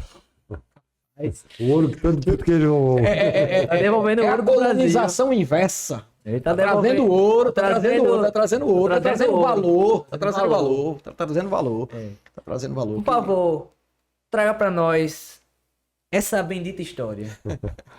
A bendita história começa com uma história desgraçada. Okay? Na realidade, eu vou resumir isto o máximo que eu conseguir. Isto foi em 2005, nascimento da primeira filha. 2005, 20057. Vai buscar. Ô, papai! Meu Seven. Esse tá vivendo a cultura, É tá vivendo Seven a sobre cultura, tá vivendo a Seven. cultura. Seven sobre Seven. Então, em 2005 nasceu a minha primeira filha, Matilde, e eu todos os anos fazia uma viagem com o meu melhor amigo, que é como se fosse um irmão, que hoje em dia mora em João Pessoa, é casada com uma paraibense. E dá aulas na faculdade, que é o Licas. Então, naquele ano decidimos fazer uma viagem de sonho pela Europa, e um dos meus sonhos era conhecer o Monte Olimpo. Queria conhecer o sítio onde estão os deuses, tocar lá. Então fomos até Atenas, Acrópole, fizemos as ilhas, fomos até Meteora. Grécia é lindíssimo, conhecer a Grécia é um país lindíssimo. E deixámos o Monte Olympus para o final. Nós já tínhamos lido que até X quilómetros já só se pode ir de carro e depois só por um trilho. Tem que ser de mochila às costas, são 20 e tal quilómetros subindo. O Monte Olympus tem 2.000, agora não sei de cor, eu sei que é 2.900 ou 2.700 metros, é assim algo, mas os últimos metros é por um trilho só caminhando de mochila às costas. Então a viagem começou muito bem, nós fomos à boleia, não sei se diz aqui, stop boleia, e um padre parou, ia com o carro cheio de miúdos, nós entramos, a história começou logo muito engraçada, com o padre dando-nos bons ensinamentos, a mim e ao meu irmão de viagem. Depois subimos e aquilo é tão duro que tu não consegues chegar ao topo, tem que parar numa caserna a meio. E ficamos, às 6 horas eles desligam a cisterna e aquilo começa um movimento mais estoico. Hoje em dia há tantas palavras, sei lá, o mindfulness é uma palavra moderna. Se vocês forem ao estoicismo, já antes de Cristo, já se utilizava mindfulness, não tinha esse nome. Coaching se calhar também já se utilizava no tempo do Marco Aurélio, no tempo dos deuses e dos reis, só que se calhar não tinha esse nome. Então nós devemos utilizar com sentido positivo. E naquela altura já lia muito. Desde que eu li esse livro do Hermógenes, foi o primeiro, eu tenho mais de 3.000 livros na minha biblioteca lidos e sou apaixonado. Leio um livro por semana, 2 livros. Quem não lê sabe tanto como não sabe ler, e eu não quero ser ignorante, continuo a ler. E naquela altura já era apaixonado e ficámos numa caserna, dividimos a caserna com um árabe e um judeu. Coincidência. E então eles estavam a fazer as rédeas, eles não falam, e aquilo ficou tipo um ambiente estranho. E eu fiquei a refletir sobre aquilo. Somos 4 pessoas aqui dentro. As religiões vieram para nós nos aproximarmos do nosso melhor. E o melhor é estarmos próximos uns dos outros. Como é que eles se afastam? Se o amor é a palavra de Deus, da religião, como é que o ódio impera entre eles? Então eu ia bastante refletivo, aquela reflexão começa a puxar a reflexão, mas eu ia para o meu sonho do Monte Olympus. Então, antes de chegar no Monte Olympus, há um ponto mais alto que fica 5, 7 metros abaixo do Monte Olympus, chama-se Monte de Cália. E no livro da caminhada dizia, a partir daqui, se você tiver vertigens, é melhor não o fazer. E o meu irmão liga-se, Ricardo, tens vertigens, isto já é um efeito, acho que não vale a pena. Eu vou até lá em cima ao Monte Olympus, é melhor ficares aqui. E eu disse, tem razão. Também com vertigens, 7 metros não vale a pena, eu vou ficar aqui a meditar. E o Licas vai, faz o trilho, e o meu tico e o meu teco começaram a ter aquele diálogo já milenar dentro da minha cabeça, só que o teco começou a falar mais alto. És homem ou és um rato? É. E ele vai e você não vai? Como é que é isto? Tens medinho? És medricas? E eu levanto-me cheio de coragem e aqui vou eu. Só que o medo tomou conta de mim. E o trilho de facto, é um trilho perigoso e eu fico com tanto medo que escorrego ou sair fora do trilho, não sei, e escorrego por um precipício, bato com as costas, não me consigo agarrar, deslizo e fico dependurado numa falésia, numa ravina. Eu não consigo subir, porque os dedos estão, tenho que largar e caio numa frincha da montanha. História 100% verdadeira. O meu amigo Licas lá em cima a ver, ele depois contou-me que disse que veio a correr com medo. Disse, pai, pensei que tu ias morrer. E naquele momento eu sentei ali. Vejam só que eu depois encontrei-me com ele. Ele fez esta volta toda à montanha. Ele encontra-me passado 2 horas, enquanto eu faço um caminho mais curto. E eu naquele momento eu olhei para o lado, para o outro, não tinha como ir. Olhei para trás, não tinha como voltar. Olhei para baixo e disse, por aqui nem morto. De 4 eu não vou descer isto. Só se for de 5, ajudando com o rabo. Mas naquele momento o medo apoderou-se de mim. O que é que eu me lembrei? A minha filha nasceu há uns meses atrás, tem 6 meses. E se eu não a vejo mais? O amor de um pai. E a mãe da minha filha, nem lhe disse ela o quanto a amava. Então a primeira coisa que eu me lembrei é, antes de eu saber se saio daqui ou não, vou enviar uma mensagem para elas. Ou uma dizer que foi a mulher muito especial da minha vida, a mãe dos meus filhos, que amava muito. E a outra dizendo, o pai está aqui, o que é que seja que aconteça, e você está sempre a olhar para ti, e eu vou estar sempre no teu coração. Nasceste para vencer. Foi as 2 mensagens. Na altura ainda me lembram um telefone daqueles Nokias antigos, e lembro-me de estar a escrever isto com a lágrima no olho. E depois tive que ganhar coragem, para descer. E lá consegui descer de 5, ganhei-me todo, rasguei as calças, consegui chegar a um trilho, fui, até que chega uma interseção que eu reconheci a passagem, de onde depois me encontrei com este meu irmão com o Lucas. E naquele momento foi que eu parei e assentei no momento presente. Coloquei a minha atenção no ar que respiro, sentei-me a sentir o sol da montanha. Se existirem realmente os deuses do Olimpo, por que é que isto me aconteceu aqui? Eu quase morri aqui. Naquele momento, a minha cabeça regou-se de 3 perguntas que até hoje trago, partilho e sempre que posso faço por chegar ao coração de alguém. Primeira pergunta. Será que eu vivi? Será que eu já vivi o que tinha que viver? Cara, naquele momento disse, nem pensar, eu vou-me agarrar com unhas e dentes e eu vou viver até aos 108 anos, que é o 108 no 8, tirou 1 do para 7. Que é para não somar. 108 anos, há muito tempo que eu digo e vou morrer de pé como as árvores. Então está isto. Não, eu quero viver intensamente todos os momentos da minha vida, seja neste podcast, seja vindo de carro no meio do trânsito, vendo coisas que nunca tinha visto, qualquer que seja o momento. Segunda pergunta. Será que eu amei? Será que eu amei a minha mulher, os meus filhos, os meus amigos, o próximo, o desconhecido? Será que eu realmente amei? E que o coração bateu forte? Se existem deuses no Olimpo ou não, não sei, mas eu ali conversei com os deuses e os deuses conversaram comigo. Terceira pergunta. Será que eu deixo um legado? Será que eu deixei este mundo melhor do que aquilo que eu encontrei? E estas 3 perguntas mudaram a minha vida para sempre, como eu espero que possam mudar um pouquinho as vossas, nem que seja um bocadinho, quem nos ouve lá em casa no podcast, porque bater papo é usar um dos nossos dons, que é comunicar. E se quando comunicamos nós não usamos isso a favor de algo melhor, nós já estamos a perder uma oportunidade. Eu amo as oportunidades, amei estar aqui, espero ter deixado um legado e mais que tudo, vivi esta experiência com muito coração, com muita atenção e com muito boa paixão. Gratidão a vocês 3 por me terem aqui.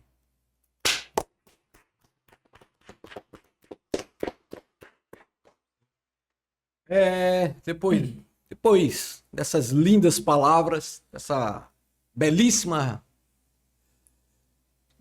belíssimas perguntas, 3 perguntas que nos deixam essa reflexão, não tem mais nada o que dizer a não ser agradecer mais uma vez pela sua simplicidade, pela sua humildade, pela sua capacidade de nos envolver e criar, transformar valor que há dentro de nós, cara. Muito obrigado, extraordinário, emocionante. Deus serve, meus amigos. Não percam. Até a próxima. Valeu. É isso aí. Valeu. Obrigado. Valeu. Pessoal, é isso. Deus serve pra gente. Com certeza eu sei que Deus serve pra vocês. E não deixem de se inscrever no nosso canal. Acompanhe. Salve esse vídeo pra ver mais vezes. Siga no Instagram, pois vai ter muito mais passagens. Tanto do Teófilo, tanto do Ricardo Mendonça, falando lá, enriquecendo nossas vidas, trazendo mais sevens para que a gente se motive a vencer dia após dia.